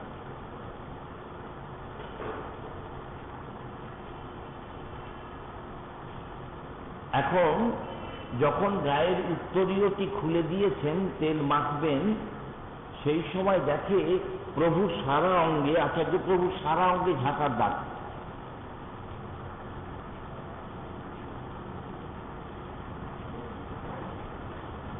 নরোত্তম ঠাকুর মশাই মনে মনে করছেন, তাহলে আমি যে রামচন্দ্রকে ঝাঁটা মেরেছি, তো গুরুতে সমর্পিত প্রাণ রামচন্দ্রের ঝাঁটার আঘাত কি প্রভু নিজে গ্রহণ করেছেন? ঠিক আছে, আজ রাত্রে এ হাত আর আমি রাখবো না, মনে মনে করছেন, এ হাত আমি আর রাখবো না, এ হাতটা পুড়িয়ে দেব।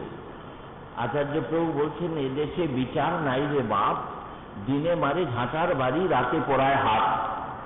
এদেশে বিচার নাই। নরোত্তম ঠাকুর মশাই বলছেন, প্রভু কি হলো? বললে কি বলবো বলো, দিনে ঝাঁটার বাড়ি মারলে আর রাত্রে বলছে হাত পুড়িয়ে দেবে, তাহলে কোথায় যাব? এই দেখুন, গুরুর সঙ্গে একাত্মতা, তাদাত্ম্য প্রাপ্ত হয়ে যান শিষ্য, শিকার গুরুরও বা যা বলেছেন তার জন্য সর্বপ্রকারে লাঞ্ছনা মেনে নিতে রাজি আছে, তবুও কিন্তু গুরুবাক্যকে লঙ্ঘন করতে রাজি নয়, যদি সেটা ভগবত ভজন বিষয়ক হয়। তো কর গুরু সেবা, শিকার গুরুর বাদ, তাহা না করিলি স্ত্রীবাক পালিলি, সে ছাড়ি রহিল বক।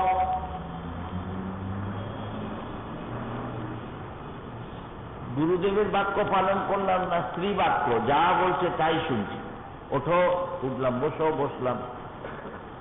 তো বললেন তাহা না করিলি, শুনিলি, স্ত্রী বাক্য পালিলি, সে ছাড়ি রহিল বক। সে বললে বাবা, আমি গুরুদেবের সেবা করার জন্য, তার কথা স্বীকার করে নেবার জন্য ছিলাম, এই যে একটি স্ত্রী বাক্য পালন করছে, আমি একে ছেড়ে যাই। সে চলে গেল, রইল বক। বললে বক তো রইল, সেবকের সে গেছে না হয়? বললে হ্যাঁ, বউ আবার কি বলছে শোনো, বৈষ্ণব সঙ্গেতে বাসুদেব ভজ, ফুকারি কহিছে বক, তা কইলে কখনো অসতে মগন, বছারি রহিল ক। বৈষ্ণব সঙ্গেতে বাসুদেব ভজ, সাধু সঙ্গে হরিকথা, কথামৃত শুনিয়া বিমলচিত। লোভ সাধু কাম কৃষ্ণ করবার পরে, ক্রোধ ভক্তদ্বেষী জনে, লোভ সাধু সঙ্গে হরিকথা।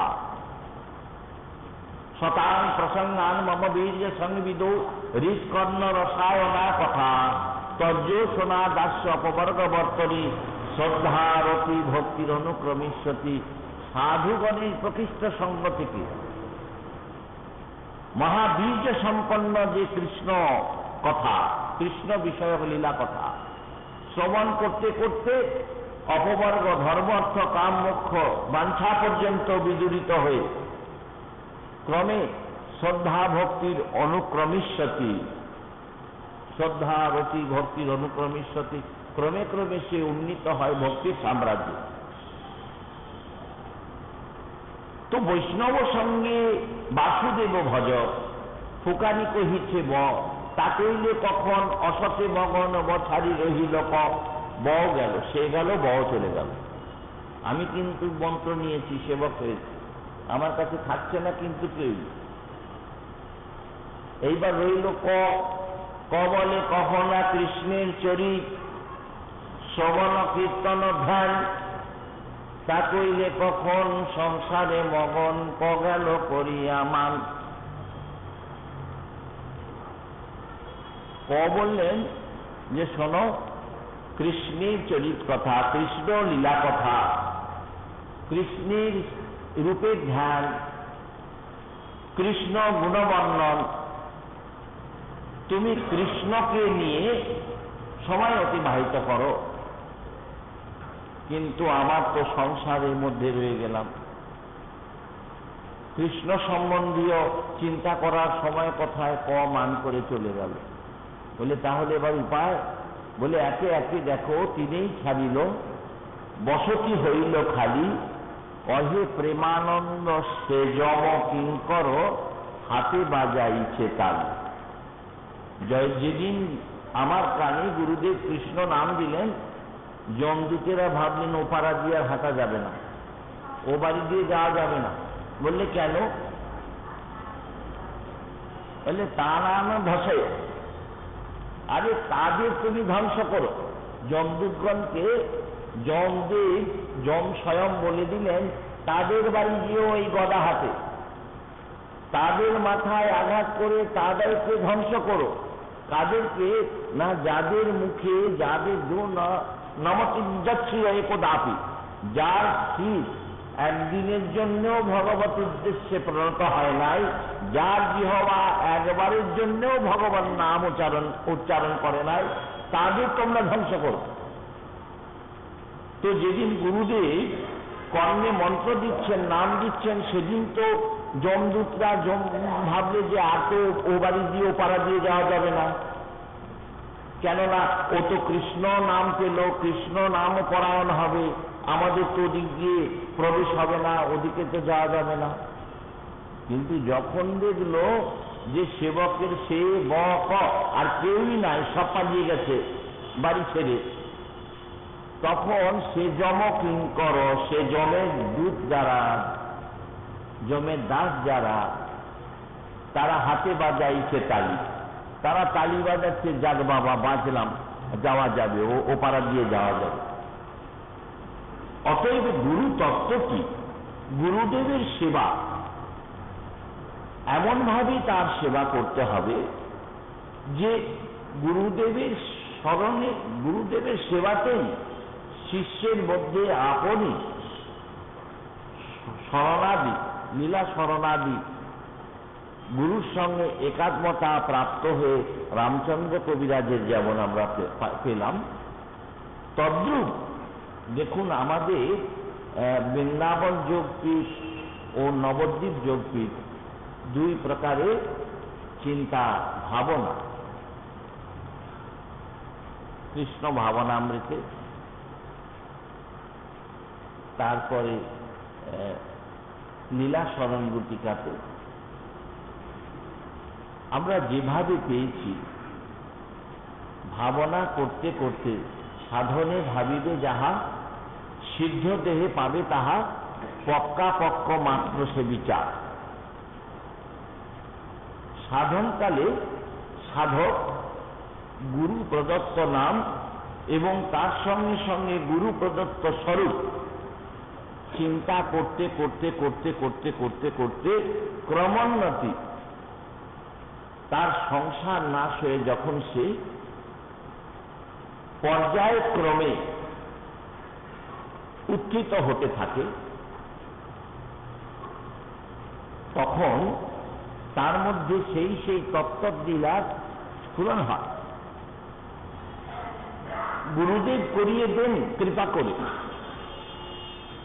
যারা গুরু সান্নিধ্যে অবস্থান, ক্ষান্তির অব্যর্থ কালত্বং বিরক্তির মান শূন্যতা আশাবন্ধ সমুৎকণ্ঠা নামগানে সদারুচি আসক্তিস্তদ গুণাখ্যানে প্রীতিস্তদ বসতিস্থল।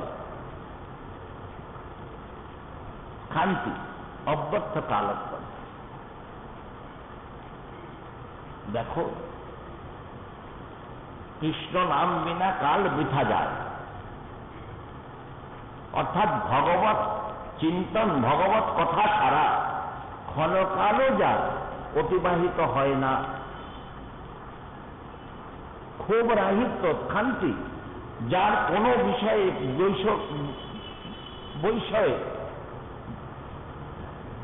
বিষয় আদি ভোগে যার কিছুমাত্র বাঞ্ছা নেই, কোনো বৈষয়িক ক্ষোভ নেই, যিনি সর্বতভাবে সমর্পিত পান, শান্তি। অব্যর্থকাল, যার জীবনের সমস্ত আয়ুটা হরের এবার আয়ু সমর্পয়তি, শ্রীহরিতে আয়ু সমর্পণ করে দিয়েছেন যারা, অর্থাৎ যাদের আয়ু ক্ষণকালও শ্রীহরি স্মরণ ছাড়া থাকে না বা অন্য কাজে ব্যয় করতে দেয় না। বিরক্তি ভোগে, বিষয় আদি ভোগে যার বিরক্তি, যথা লাভে সন্তুষ্ট, যা পেয়েছে তাতেই সন্তুষ্ট। আমরা ভগবত সেবা করি, তাই না? দেখুন, এমন এমন মহাজন দেখা গেছে, তার মধ্যে নিত্যধাম প্রাপ্তা আমার রমা মাসিমা, যিনি, যদিও তিনি পিসিমা বলে পরিচিত, তার ডাক নাম খুশি। তার জ্যেষ্ঠত ক্ষুদ্রত বোনেদের মধ্যে হাসি, খুশি, খুশি এইসব নাম ছিল। তো ওনাকে আমরা খুশি মাসিমা বলতাম।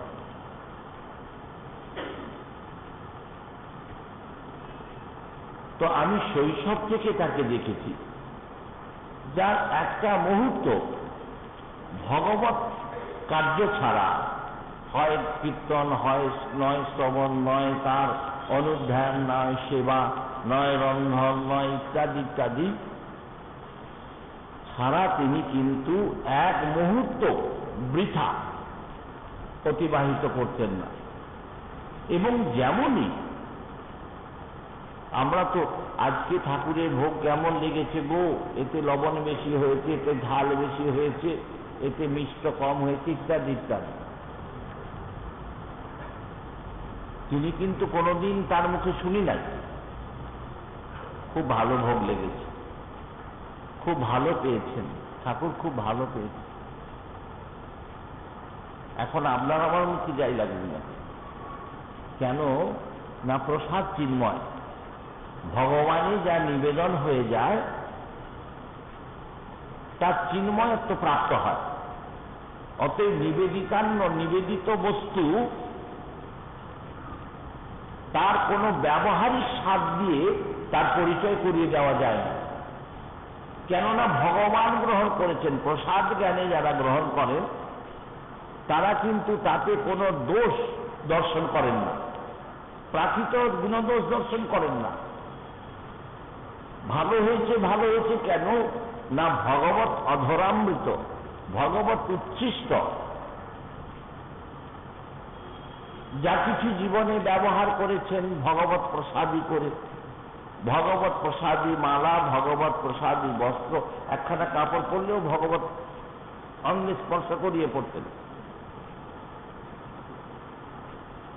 গুরুগত প্রাণ, এইরকম গুরুগত প্রাণ, গুরুতে সমর্পিত প্রাণ। দেখুন, আধুনিক শিক্ষায় শিক্ষিতা,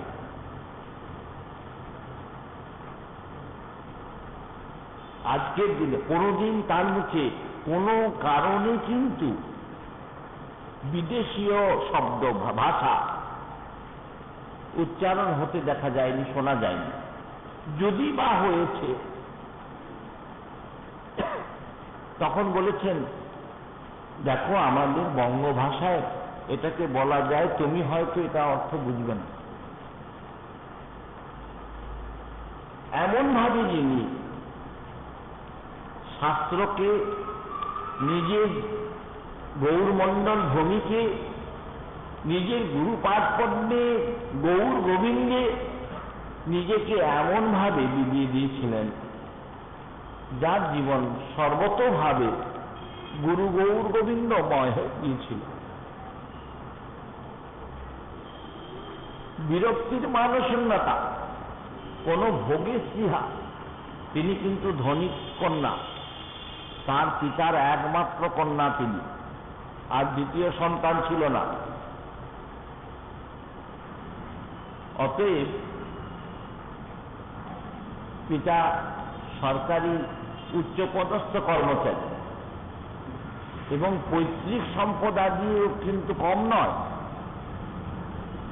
এখনো যা আছে বহরমপুর শহরে বা ওনার নিজের জীবনের উপার্জন, কিন্তু থাকতেন অতি সামান্য, বালকবৎ, শিশুবৎ, যে যেমন ভাবে সাজিয়ে দিত, হাসতেন আর বলতেন সাজাচ্ছ সাজা।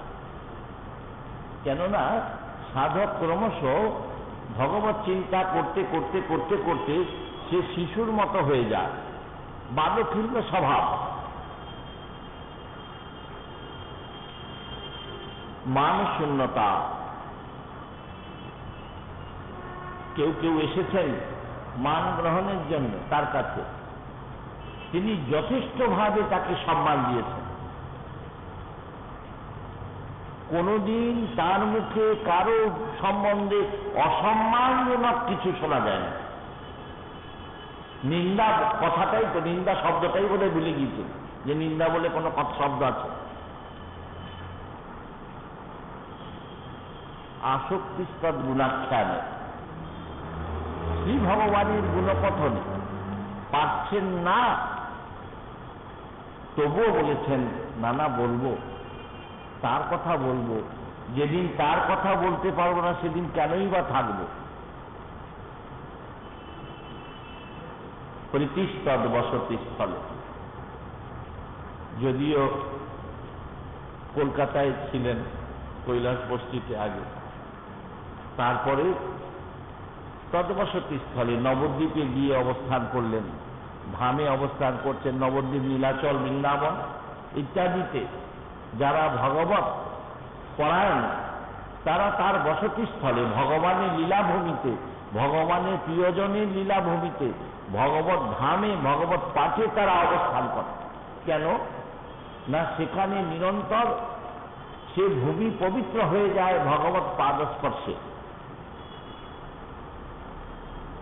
তো এমন একটি চরিত্র, যিনি গুরু পদবাচ্য, যিনি গুরু হবেন, শ্রোত্রিয়ম শ্রমিক পানি হয়ে, শ্রবণেচ্ছু হয়ে যাবে কার কাছে না ব্রহ্মনিষ্ঠ। শব্দে পারে চ নিষ্ণাতম ব্রহ্মণ উপসমাশ্রয়ম। শব্দ ব্রহ্মে এবং পরব্রহ্মে নিষ্ণাত। শুধু শাস্ত্রজ্ঞান থাকলেই হবে না, শাস্ত্রজ্ঞান না থাকলে শিষ্যের সংশয় ছেদন করতে পারবে না। আবার অনুভবী না হলে, ভজনানুভবী না হলে পরে তার কৃপা কার্যকরী হবে না। সেই জন্য দুটি প্রয়োজন। একদিকে তার শাস্ত্রজ্ঞান আমরা পেয়েছি রামকৃষ্ণ পণ্ডিত বাবার চরিত্রে, তিনি বৃন্দাবনে একেবারে বিরক্ত বৈরাগী,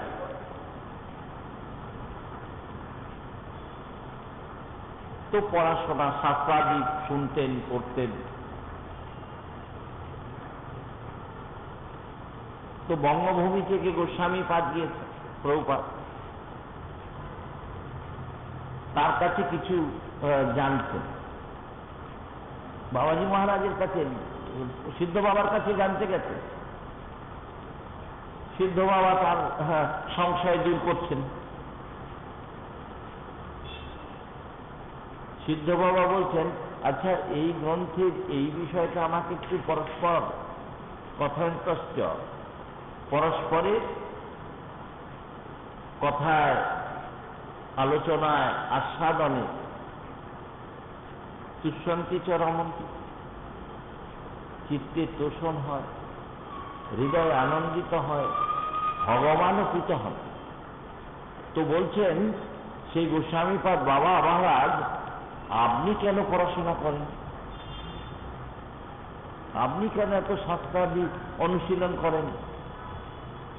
বলে দেখো, আমি অন্য কোনো কারণে নই। আপনারা তো বলবেন প্রচার কার্যে আছেন, প্রচার করবেন। আমি কি করি জানেন? বললে কি করেন?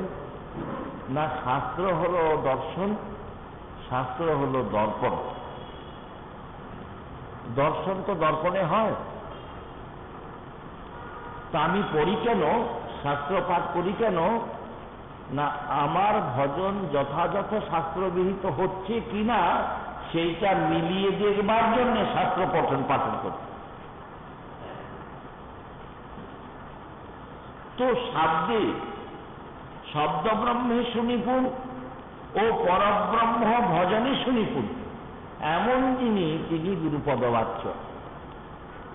গুরু হব বললেই তো হওয়া যাবে না, আর যদি বা হওয়া যায় তাহলে কিন্তু সেই গুরুর দ্বারা শিষ্য লাভবান হবেন না এবং গুরুও নিরয়গামী হবেন।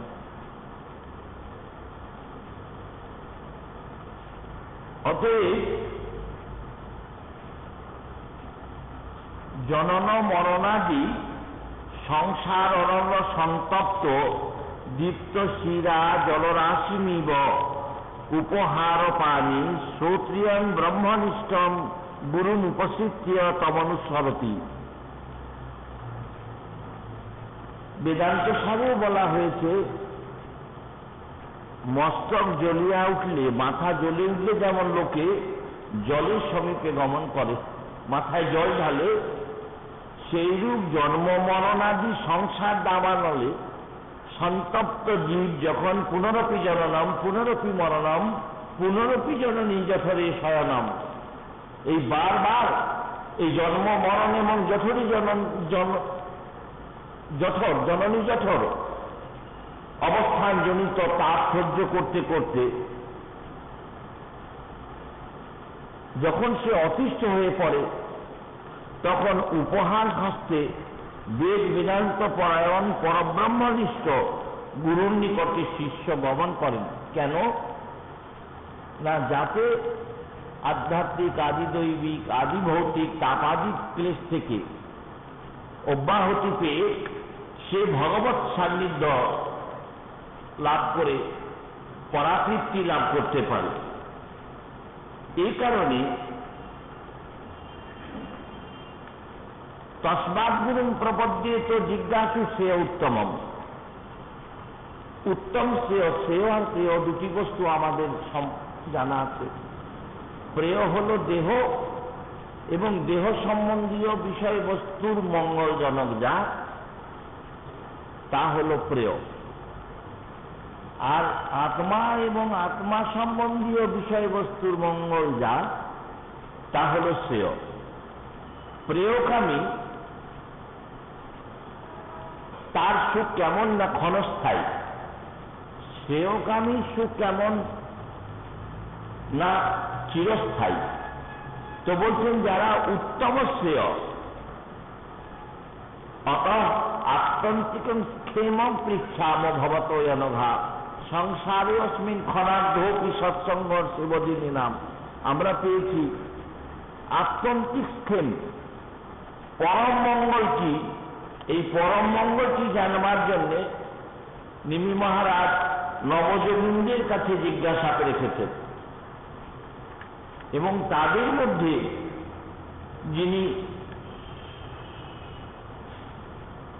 করভাজন,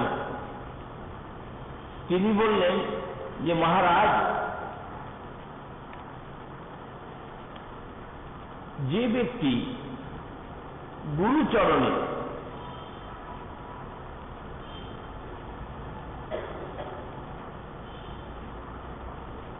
আত্মসমর্পণ করে গুরুতে মনোবুদ্ধি অভিনিবেশতা স্থাপন করেন। উদ্ধবের কাছেও ভগবান বলেছেন, উদ্ধব, যে ব্যক্তির দেখো ওই গুরুপাদ পদ্ম আশ্রয় করা সত্ত্বেও, গুরুপাদ পদ্ম আশ্রয় করা সত্ত্বেও, হ্যাঁ গো, একটা নাবিক আছে, নৌকা আছে, যাত্রী আছে, দাঁড় আছে, আর নদী কিনারে পড়ে আছে। দুর্দশা কেমন! নৌকা আছে, যাত্রী আছে, নাবিক আছে, দাঁড় আছে। বলে কি হলো? বলে কি করবো? আত্মহত্যা করে মরবো। বলে কেন? বলে এপারে যা দুঃখ, এই দুঃখ সহ্য করতে না পেরে আত্মহত্যা করে মরব। বলে সুখ কোথায়? ওই তো বলছে চলে যাও, ওই তো নৌকা আছে, দাঁড় আছে, যাত্রী আছো, নাবিকও দাঁড়িয়ে আছে, যাও। ভগবান বলছেন, শোনো, নির্দেহ মাধ্যম সুলভম সুদুর্লভম প্লবং সুকল্পম গুরুকর্ণ ধারম ময়ানুকূলেন নভস্বতে ঋতম পুমান ভবাব্ধি ইয় নতরেচ্ছ আত্মহা। দেখো, আত্মহত্যা মহাপাপ, তো নরকে গমন হয়, নরকে নাকি যায়। বললে আত্মহত্যা কারা করে নরকে যায় গো? ওই যারা বিষ খায়, আগুনে পড়ে গলায় দড়ি দেয়, তারা জলে ডুবে মরে। বললে তারা হলো দেহ হত্যাকারী। দেহে আমি বুদ্ধি বলে না, তোমরা বলছো আত্মহত্যা। আত্মহত্যা কারা করে জানো প্রকৃত? বললে কারা গো? না, যারা কৃষ্ণ ভজন না করে, তারা আত্মহননকারী। আত্মহা শাস্ত্রীয় ভাষায় তারাই হলো আত্মহত্যাকারী, নারকী। তো বললেন কিরকম? না দেখো, নিদেহম আদ্যম, নরতনু ভজনের মূল আদ্যম বলেছেন। অনেক অনেক দেহ আছে, ইতর প্রাণী দেহ ভগবত ভজন হয় না, আবার স্বর্গীয় দেহ ভগবত ভজন হয় না। ভগবত ভজনের জন্যে একমাত্র মনুষ্য দেহ প্রয়োজন। এই জন্যে মনুষ্য দেহকে দেবযান বলা হয়। দেবলোকে সমুপস্থিত হবার, আপনারা বায়ুযান দেখেছেন না, জলযান, স্থলযান, তেমনি দেবলোকে যাবার জন্য যান হলো এই মনুষ্য দেহ, দেবযান। তো বলছেন নির্দেহম আদ্যম প্লবং, প্লব বলতে ভেলা, নৌকা। প্লবং সুকল্পম, সুন্দরভাবে তৈরি। এত সুন্দরভাবে নৌকা তৈরির যে মিস্ত্রি হয় না, তাকে খুব বিচক্ষণ হতে হয়। কেননা জলের মধ্যে যাবে তো, একটু এদিক ওদিক হলে ভাসমান হবে, একটু এদিক ওদিক হলে কিন্তু জলে কাঠ হয়ে যাবে। কোথাও একটু ওই একের সঙ্গে অপরের সংযোগে বিয়োগ থাকলে, অর্থাৎ সেখানে যদি ব্যবধান থাকে, জল ঢুকে মরে যাবে ডুবে। তাই সুকল্পম, সুন্দর করে তৈরি করা নৌকা। কোনটা গো? অন্য কেউ নয়, ভগবান দাঁড়িয়ে থেকে করিয়েছেন এই মনুষ্য দেহরূপী নৌকা। ভগবান দাঁড়িয়ে থেকে করিয়েছেন, যার দুটো চোখ দিয়ে ইয়ং রসজ্ঞা তব নাম কীর্তনে শ্রোত্র মনোমে শ্রবণে অনুচিন্তনে নেত্রে চতে রূপ নিরীক্ষণে সদা শিরস্তু চৈতন্য পদাভিবন্দনে। ভাই, নয়ন দিয়ে তার রূপ দর্শন হবে, শ্রবণ দিয়ে তার নাম রূপ গুণলীলা কথা শোনা হবে, জিহ্বা দিয়ে তার নাম রূপ গুণলীলা কথা কীর্তন হবে, মাথাটি তার চরণে প্রণত হওয়া যাবে, হাত দিয়ে তার সেবা কাজ করা যাবে, পা দুটি দিয়ে তার সাম্রাজ্যে, লীলা সাম্রাজ্যে প্রবেশ করা যাবে, বিচরণ করা যাবে। এমন যে সুকল্পম, সুন্দরভাবে তৈরি যে মনুষ্য দেহ, প্লবম সুকল্পম, মনুষ্য দেহকে বলা হলো নৌকা, ভেলা, সুন্দরভাবে তৈরি। তাতে আবার কি হলো, নৌকা তো হলো, বলে নৌকা থাকলে তো হবে না, তাতে ওই নাবিক কই, কে পার করে নিয়ে যাবে? আর যাত্রী বা কে? বললে মনুষ্য দেহ নৌকাতে, জীব হলো যাত্রী, জীব বসেছে। সে নিত্য শুদ্ধ বুদ্ধ মুক্ত চিদাংশ ভগবতংশ মমৈমাংশ জীবলোকে জীবভূত সনাতন সুখা নাম অহমপি জীব। সুখের মধ্যে আমি হলাম জীব উদ্ধব। তো সেই জীবাত্মা দেহরূপী নৌকায় বসেছে, কিন্তু জড়ীয় অভিনিবেশতা হেতু তার নানাবিধ দুঃখ। তো তাকে যেতে হবে সেই অমৃতের জগতে, আনন্দের জগতে। তো বলছেন যে সেই জীবাত্মা যাত্রী দেহরূপী নৌকায় সংসার সাগরে বসে পড়েছে। এখন তাকে পারে নিয়ে যাবে কে? ভগবৎ পাদ পদ্ম সমীপে নিয়ে যাবে কে? বলে কেন, নাবিক আছে তো।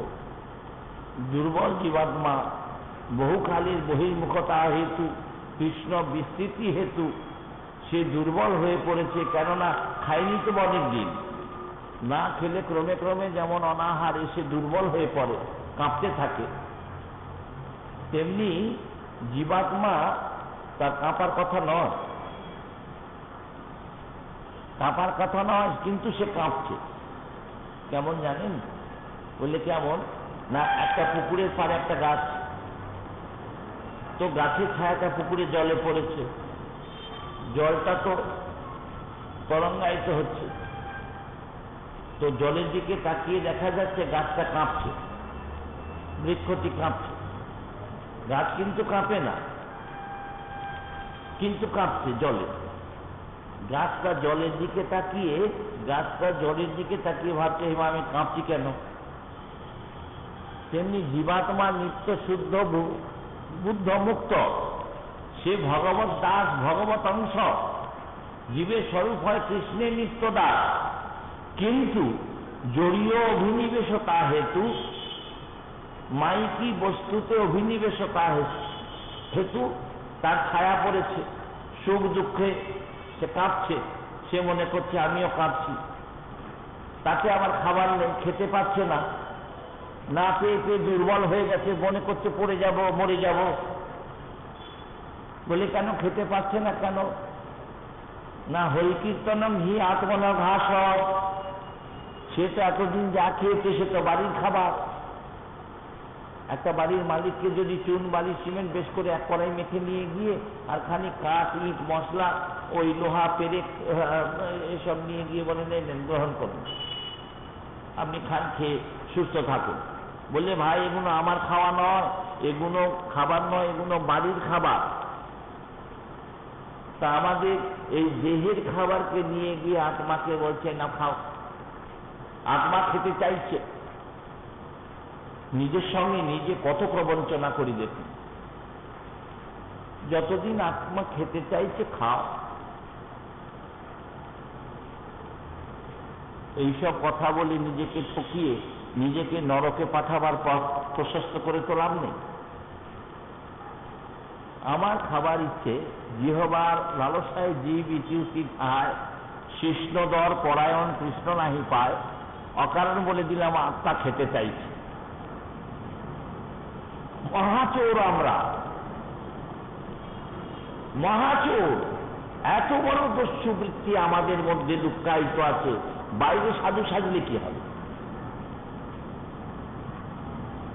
আপনার বাড়ির চাকর চাকরানি, আপনার বাড়ির রাঁধুনি যদি আপনাকে না জানিয়ে কোনো জিনিস নেয় বা খায় বা গ্রহণ করে, আপনি তাকে চোর বলেন, চাকরি ছাড়িয়ে দেন।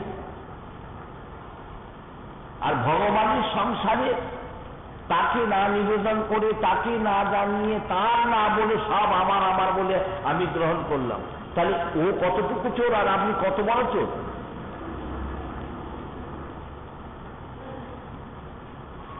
অনিবেদিত বস্তু গ্রহণ করতে নেই, চোরাক্ষায় ভূষিত হতে হয়। যা গ্রহণ করা যাবে ভগবানকে নিবেদন করে সেইটাই প্রসাদ। প্রসাদ হচ্ছে প্রসন্নতা। আমাদের চিত্তে প্রসন্নতা আসবে কি করে? আমরা তো প্রসাদ গ্রহণ করি না। আমরা তো ইতর প্রাণীর মতো শুধু গোগ্রাসে গিলেছি দেহটাকে পুষ্ট করার জন্য। তাতেও আবার দেখুন, এসব না খেলে তো শরীর দুর্বল হয়ে যাবে।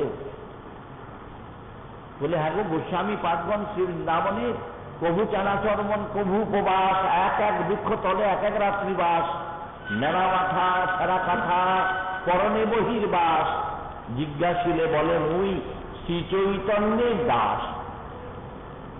ছিল রূপ গোস্বামী পাদ, সনাতন গোস্বামী পাদ, গোপাল ভট্ট গোস্বামী পাদ, দাস গোস্বামী পাদ, জীব গোস্বামী পাদ, রঘুনাথ ভট্ট গোস্বামী, কবিরাজ গোস্বামী, ভূগর্ভ লোকনাথ আদি গোস্বামীগণ। কেউ একটু দোনা মাথা পাতার দোনায় ঠোঙায় করে ওই জ্যোতিপুরা থেকে মাথা নিয়ে এসে দেওয়া হয়েছে। বললেন তোমার সঙ্গ করা যাবে না। বললে কেন? না তুমি ওই দেশের পাতায় ওই দেশের মাথা নিয়ে এসেছ, ওখানে আমরা যাব না। বলে কেন গো? না ওটা চন্দ্রাবলী, দক্ষিণা নায়িকা, চন্দ্রাবলী সাম্রাজ্য, আমরা রাধা দাসী। এই যে প্রীতি, ইষ্টে প্রীতি, তো দেখুন এইরকম সামান্য মাত্র মাথা ঘোল, সামান্য মাত্র চানা চর্মন, তুলিয়া বনের শাক অলবনে করি পাক, নুনবিহীন শাক সেদ্ধ করে ভগবানকে দিয়েছেন, তুমি খাও। ভগবান বলছেন একটু লবণ দাও গোস্বামী মশাই। বললে তোমাকে রাজ লবণ দেবো, কাল আবার গুড় চাইবে, তুমি লোক ভালো নও। আমি তো কত চব্যচেষ্য লজ্জ পেয় ভোগ লাগিয়ে বলছি এসো এসো মহাপ্রভু করি নিবেদন। খায় কিনা কে জানে, খায় কিনা গ্রহণ করে কিনা কে জানে। অতএব তারা যে সামান্য মাত্র দেহ ধারণ উপযোগী গ্রহণ করে, আর তাদের সেই বুদ্ধি নিশ্চিত, তাদের সেই ভগবত কৃপা প্রণোদিত যে সমস্ত শাস্ত্রাদি আজকে তাবর তাবর পণ্ডিত, তারা এক অক্ষরের মধ্যে বুদ্ধি প্রবেশ করাতে সমর্থ হচ্ছে না। তো অখাদ্যগুলো খাইয়ে খাইয়ে একেই তো ব্যাধিবন্দির দেহ, আরো ব্যাধির আঘাত তৈরি করে কেন অকারণ নিজেদের আয়ু ক্ষয় করা হচ্ছে। অন্ন শুদ্ধি, সপ্তস্য শুদ্ধি, সপ্তশুদ্ধি, ধ্রুবাস্মৃতি। ধ্রুবাস্মৃতিটা কেমন না নিরবচ্ছিন্ন ছিন্ন স্মৃতি। আহার শুদ্ধ হলে মন শুদ্ধ হয়, মন শুদ্ধ হলে ভগবত চিন্তন হয়। তো যার আহার শুদ্ধি নাই সে ভগবত চিন্তন করবে কি করে? তো সেই কারণে জীব একেবারে দুর্বল হয়ে পড়েছে, কাঁপছে। তো এইরকম জীব সে তো পড়ে আছে, নৌকার মধ্যে আছে বটে, কিন্তু পারে যাওয়ার সামর্থ্য হারিয়েছে। নিদেহমাদ্যম প্লবং সুকল্পম গুরুকর্ণধারম ময়ানুকূলে ন গুরুকর্ণধারম। বললেন জীবাত্মা তোমার ভয় নাই, ওই দেখো তোমার শিয়রে দাঁড়িয়ে আছে কে গো? না কর্ণধার নাবিক এসে দাঁড়িয়েছে তোমাকে পারে নিয়ে যাবে বলে।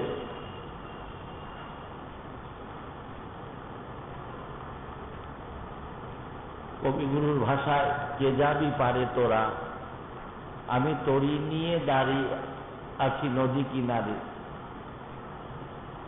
দাঁড়িয়ে আছেন শ্রীগুরু পাদপদ্ম, দাঁড়িয়ে আছেন নিয়ে যাবেন বলে, শুধু আমার একটু শরণাগতির দরকার। তো সেখানে বললেন যে হ্যাঁ গো নাবিক গুরু পাদপদ্ম, জীব যাত্রী, নৌকা দেহ।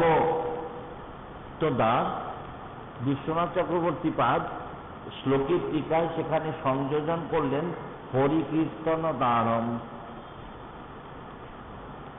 অর্থাৎ গুরুদেব শুধু আছে, নাবিক শুধু আসে না, সে দা হাতে করেই আসে। তো তার হাতে দাঁড় আছে, কি দাঁড় জানো না? সংকীর্তন দাঁড়, ভগবত নাম কীর্তন দাঁড়। তো ভগবত নাম কীর্তন করে জীব যাত্রীকে দেহ নৌকার মধ্যে গুরু কর্ণধার চলছেন। বললে হ্যাঁ গো, দুর্যোগময় দিন হবে না তো? দুর্যোগপূর্ণ দিন হবে না তো? বললে কেন? না, আকাশে কালো মেঘ, আমি তো সর্বদাই ভয় বাসনা করি। তো বললেন না না, তাড়াতাড়ি নৌকা ওপারে চলে যাবে, নাবিক দক্ষ আছে, ভয় নাই। বললে কি করে বুঝলে তাড়াতাড়ি যাবে? না, ময়ানুকূলেন নভস্বতে ঋতম।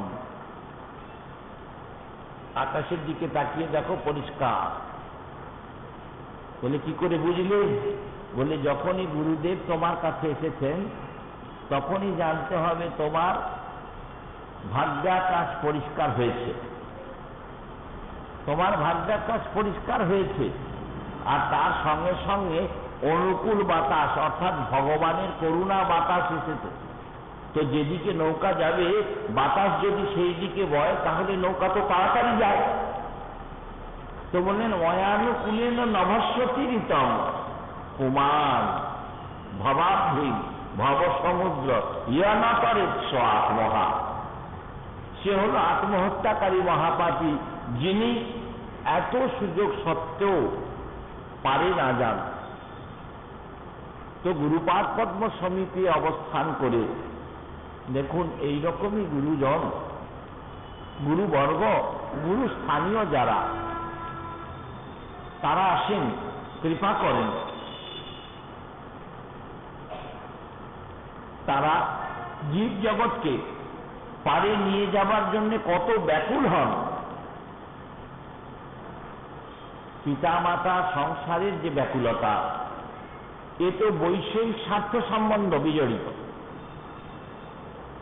কিন্তু গুরুপদারবিন্দে শরণাগতি নিলে এবং যারা শ্রীগুরু বৈষ্ণব, তহারি চরণ শরণ না কইনু আমি, বিষ বিষয়ে মাতিয়া বিষয় ভঞ্জিনু, খাইছু হইয়া কামি, সেই বিষে মরে জারিয়া মারিল, বড়ই বিপাক কইল, জনম জনমে এমন কতেক আত্মঘাতী পাপ কইল। শ্রীনিবাস আচার্য প্রভু অধস্তন পঞ্চম পুরুষ পদকর্তা রাধামোহন, তিনি বললেন তোমাদের চরণে শরণ না নিয়ে আমি জন্মে জন্মে কতবার আত্মহত্যা করলাম, আত্মঘাতী পাপ কইনু। তাই তোমাদের কাছে আমার নিবেদন, হে গুরু বৈষ্ণব, তোমরা যেন আমাকে পরিত্যাগ করে যেও না। তোমরা যেমন একটা লিস্ট করা হয় না, কাকে কাকে এই লটে পার করা হবে, যেমন অনেক দরখাস্ত জমা পড়ে তো একটা করে লট করে, যে এবারে 20 জন, তারপরে 25 জন, কি 30 জন, যেমন করে হোক। রাধামোহন প্রভু, আচার্য প্রভুর অধস্তন, তিনি বলছেন, এ রাধামোহন হতে বিকাওয়াল দাস গণনাতে লিখ।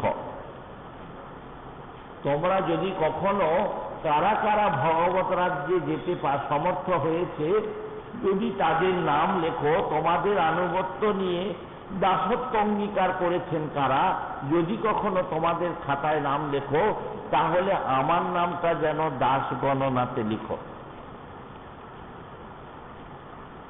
তো আমরা দাস বলতে তো অস্বীকার কেন, ওটা ভালো কথা নয়। দাস মানে তো তার প্রভু হতে হবে, আমাদেরকে প্রভু বলতে হবে, তাই না? দেখুন, যখন ওই রাস্তাঘাটে বা এমনি কথায় বার্তায় সব প্রভু বলে না, লজ্জা পাই যে দাস হতে পারলাম না, তো প্রভু হলাম কবে? প্রভু হলাম কবে? আরে সেই ভৃত্য ধন্য জেনা ছাড়ে প্রভুর চরণ, সেই প্রভু ধন্য জেনা ছাড়ে নিজজন। তো গুরুদেব এমনই একটি তত্ত্ব, যার কৃপাতে আমরা রাগানুগীয় ভজন মার্গে প্রথমে নাম কীর্তনের দ্বারা চিত্তশুদ্ধি চেত দর্পণ মার্জনং ভব মহাধাবাগ্নি নির্বাপনম শ্রেয় কৈরব চন্দ্রিকা বিতরণং বিদ্যাবধি জীবনম আনন্দাম্বুধিবর্ধনম প্রতিপদম পূর্ণামৃতাস্বাদনম সর্বাত্মস্নপনম পরম বিজয়তে কৃষ্ণ সংকীর্তনম। তো পরম বিজয়তে কৃষ্ণ সংকীর্তনম।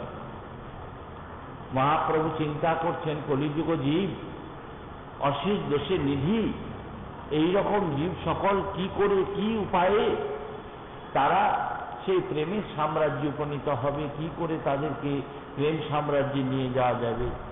হঠাৎ প্রভুর আনন্দ হলো, ভাবতে ভাবতে উপায় পেয়ে গেলে যেমন আনন্দ হয় না, হেসে উঠেছে। স্বরূপ রাম রায় দুজন পাশে বসেছিলেন, স্বরূপ দামোদর রায় রামানন্দ। বলে, প্রভু হঠাৎ এত আনন্দ কেন? সে কহে, প্রভু শোনো, স্বরূপ রাম রায় নাম সংকীর্তন কলৌ পরম উপায়। আমি পেয়ে গেছি পরম উপায়, শুধু উপায় নয়, উপায়েরও উপায়। আরে নাম উপায় এবং উপেয়, সাধ্য এবং সাধন। গুরুদেব আমার কাছে সাধ্যও দিয়েছেন, সাধনও দিয়েছেন। তো বললে, মশাই তখন থেকে কাল থেকে শুধু গুরুদেব গুরুদেব গুরুদেব করে যাচ্ছেন, কেন গুরুদেব না করলে নয়? অনেকে যে বলেন যে গুরুদেব না করলে হবে, ভগবানকে ডাকতে আবার গুরুর প্রয়োজন কি? বললে, দেখো, আর মন্ত্র ভগবানের নাম তো কারো কেনা নয়। আমি ওই গ্রন্থ দেখে শাস্ত্র দেখে কিছু মন্ত্র শিখে নেবো, মুখস্থ করে নেব, কারো দেখে শুনে আঙুল কর জপা দেখে নেব, হয়ে যাবে। বললে, দেখো বাবা, বট গাছ তলায় অনেক বট ফল পড়ে থাকে, অনেক বট ফল পড়ে থাকে, লাল লাল ফলগুলো। আমরা গ্রামের ছেলে তো, বটতলায় অসংখ্য বট ফল, ছেলেবেলায় খেলা করেছি, কিন্তু কোনটি থেকে একটি বৃক্ষ অঙ্কুরিত হয় না, একটা বীজ অঙ্কুরিত হয় না। বটফলের ভেতরে পোস্ত দানার মতো অসংখ্য বীজ, একটাও কিন্তু অঙ্কুরিত হয় না।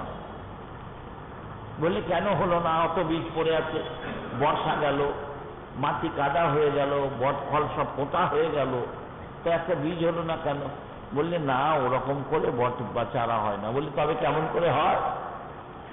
বলে, ওই বটফল না পাখিতে খায়, পাকস্থলীতে যায়, বীজটা পাকস্থলীর লালার সংমিশ্রণ ঘটে, তারপর যেখানে উদ্গীরণ করে সেখানে দেখো পাষাণ হলেও বড় বড় পাষাণ, পাকা দেয়ালে বটের চারা।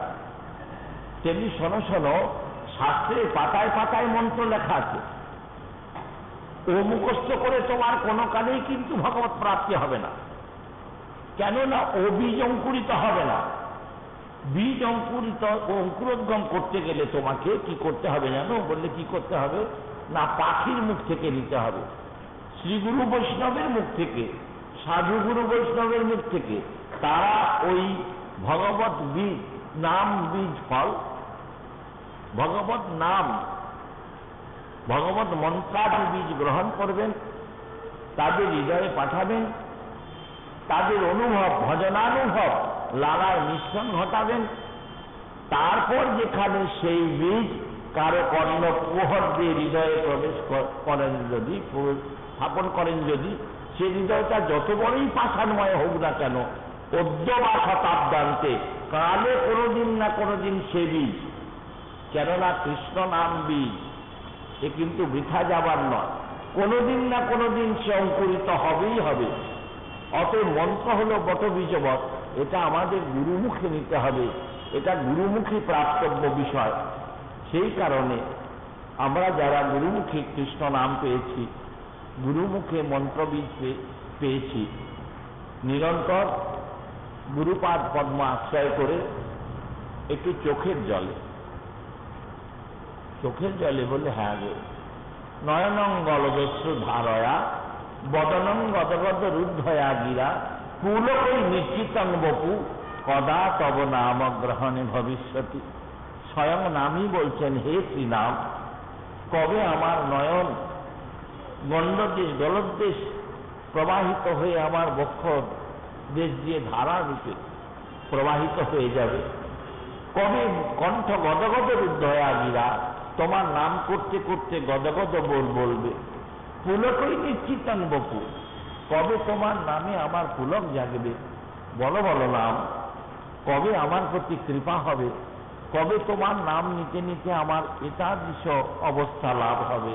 গৌরাঙ্গ বলিতে হবে পুলক শরীর, হরি হরি বলিতে দু নয়নে মবিনী, আর কবে নিতাই চাঁদ করুণা করিবে? সংসার বাসনা মোর কবে তুচ্ছ হবে? বিষয় ছাড়িয়া কবে শুদ্ধ হবে মন? কবে হামহে রব মধুর বৃন্দাবন? রূপ রঘুনাথ বলি হইবে আকুতি, কবে হাম বুঝব জীবন প্রীতি? রূপ রঘুনাথ পদে রঘু মরয়াস, প্রার্থনা করে সদা নরোত্তম দাস। আমরা প্রার্থনা করব সর্বক্ষণের জন্য তার চরণে নিবেদাত্মক ভঙ্গিতে বিজ্ঞপ্তি জানাব, হে প্রভু, হে নাম প্রভু, তুমি আমাকে কৃপা করো। হে গুরুদেব, তোমার আশ্রয় রেখে আমাকে নিরপরাধ নাম কীর্তন করাও। যেদিন গুরু প্রসন্ন হবেন, গুরুর প্রসন্নতাই হলো আমাদের প্রাপ্তির কারণ। আসুন আমরা গুরুপাদ পদ্মে সমর্পিত প্রাণ যারা, এই গৃহে এখন গৃহস্বামী যারা, আমরা ইতঃপূর্বে দেখেছি এইরকম একজন গুরু নির্দেশ পালনকারী। গুরু তো ভগবান, জগৎগুরু, তিনি তার ভক্তাধারের মধ্যে করুণা নিয়ে আসেন। সে নিত্যধাম প্রাপ্ত জীবনকৃষ্ণ বণিক মহোদয় এবং তার সুযোগ্য পুত্রত্রয় কন্যাগণ, তার সহধর্মিণী, সকলেই কোনো গৃহস্থ বাড়িতে গুরুদেবকে অবস্থান করিয়ে গুরু সেবাপূর্বক নিরন্তর যারা গুরুদেবের সঙ্গ সান্নিধ্য লাভ করেছেন, মহাভাগ্যবান। তাদের আধ্যাত্ম জীবন অবশ্যই উজ্জ্বল, এতে কোনো সন্দেহ নাই। এবং সেই রকম শক্তিধর গুরুদেব, যিনি শব্দে পারিচ নিষ্ণাতম, যিনি শব্দব্রহ্ম এবং পরব্রহ্মে নিষ্ণাত, সেই রমা মায়ের সান্নিধ্য যারা লাভ করেছেন, যারা তাকে দেখেছেন, তার সেই প্রসন্ন মূর্তিখানি যারা দর্শন করেছেন, কৃতার্থ হয়েছেন। গুরুমূর্তি জয়যুক্ত হন, তার সঙ্গে সঙ্গে তার শিষ্যগণও জয়যুক্ত হন। তার অনুগৃহীত জন যারা তার অনুগ্রহ লাভ করেছেন, তারাও জয়যুক্ত হন এবং আমার প্রতিও তিনি প্রসন্ন থাকুন। কেননা শৈশব থেকে তার অনেক প্রীতি প্রেম ব্যবহার আমি পেয়েছি। যাই হোক, সেই এই আসরে, এই স্থানে, এই আসনে তিনি অনেক অনেক দিন হরিকথা পরিবেশন করেছেন। এই স্থানের দেয়াল, এই স্থানের আকাশ বাতাস তার হরিকথার গুঞ্জনে গুঞ্জরিত হয়ে আছে আজও। আমি এসেছি সেই বাতাস একটু আমার অঙ্গে স্পর্শ করিয়ে নিজেকে কৃতার্থ করতে। আমি এখানে কোনো কথা বলতে আসি নাই, কেননা কথা বলার মতো যোগ্যতাও আমার নাই। শুধুমাত্র এসেছি আপনারা যারা তার কথা শুনেছেন এবং এই স্থানে যে তার পাথার বাতাস এখনো বইছে, সেই বাতাস একটু অঙ্গে বেঁধে আপনাদের চরণধূলি স্পর্শ করে যে কটা দিন দেহে প্রাণ আছে, যেন প্রাণ ভরে নিতাই গৌরাঙ্গ সুন্দরের জয়গান করতে পারি, রাধা গোবিন্দ গুণগান করতে পারি। শ্রী গুরু প্রেমানন্দে নিতাই গৌর হরি গুরু।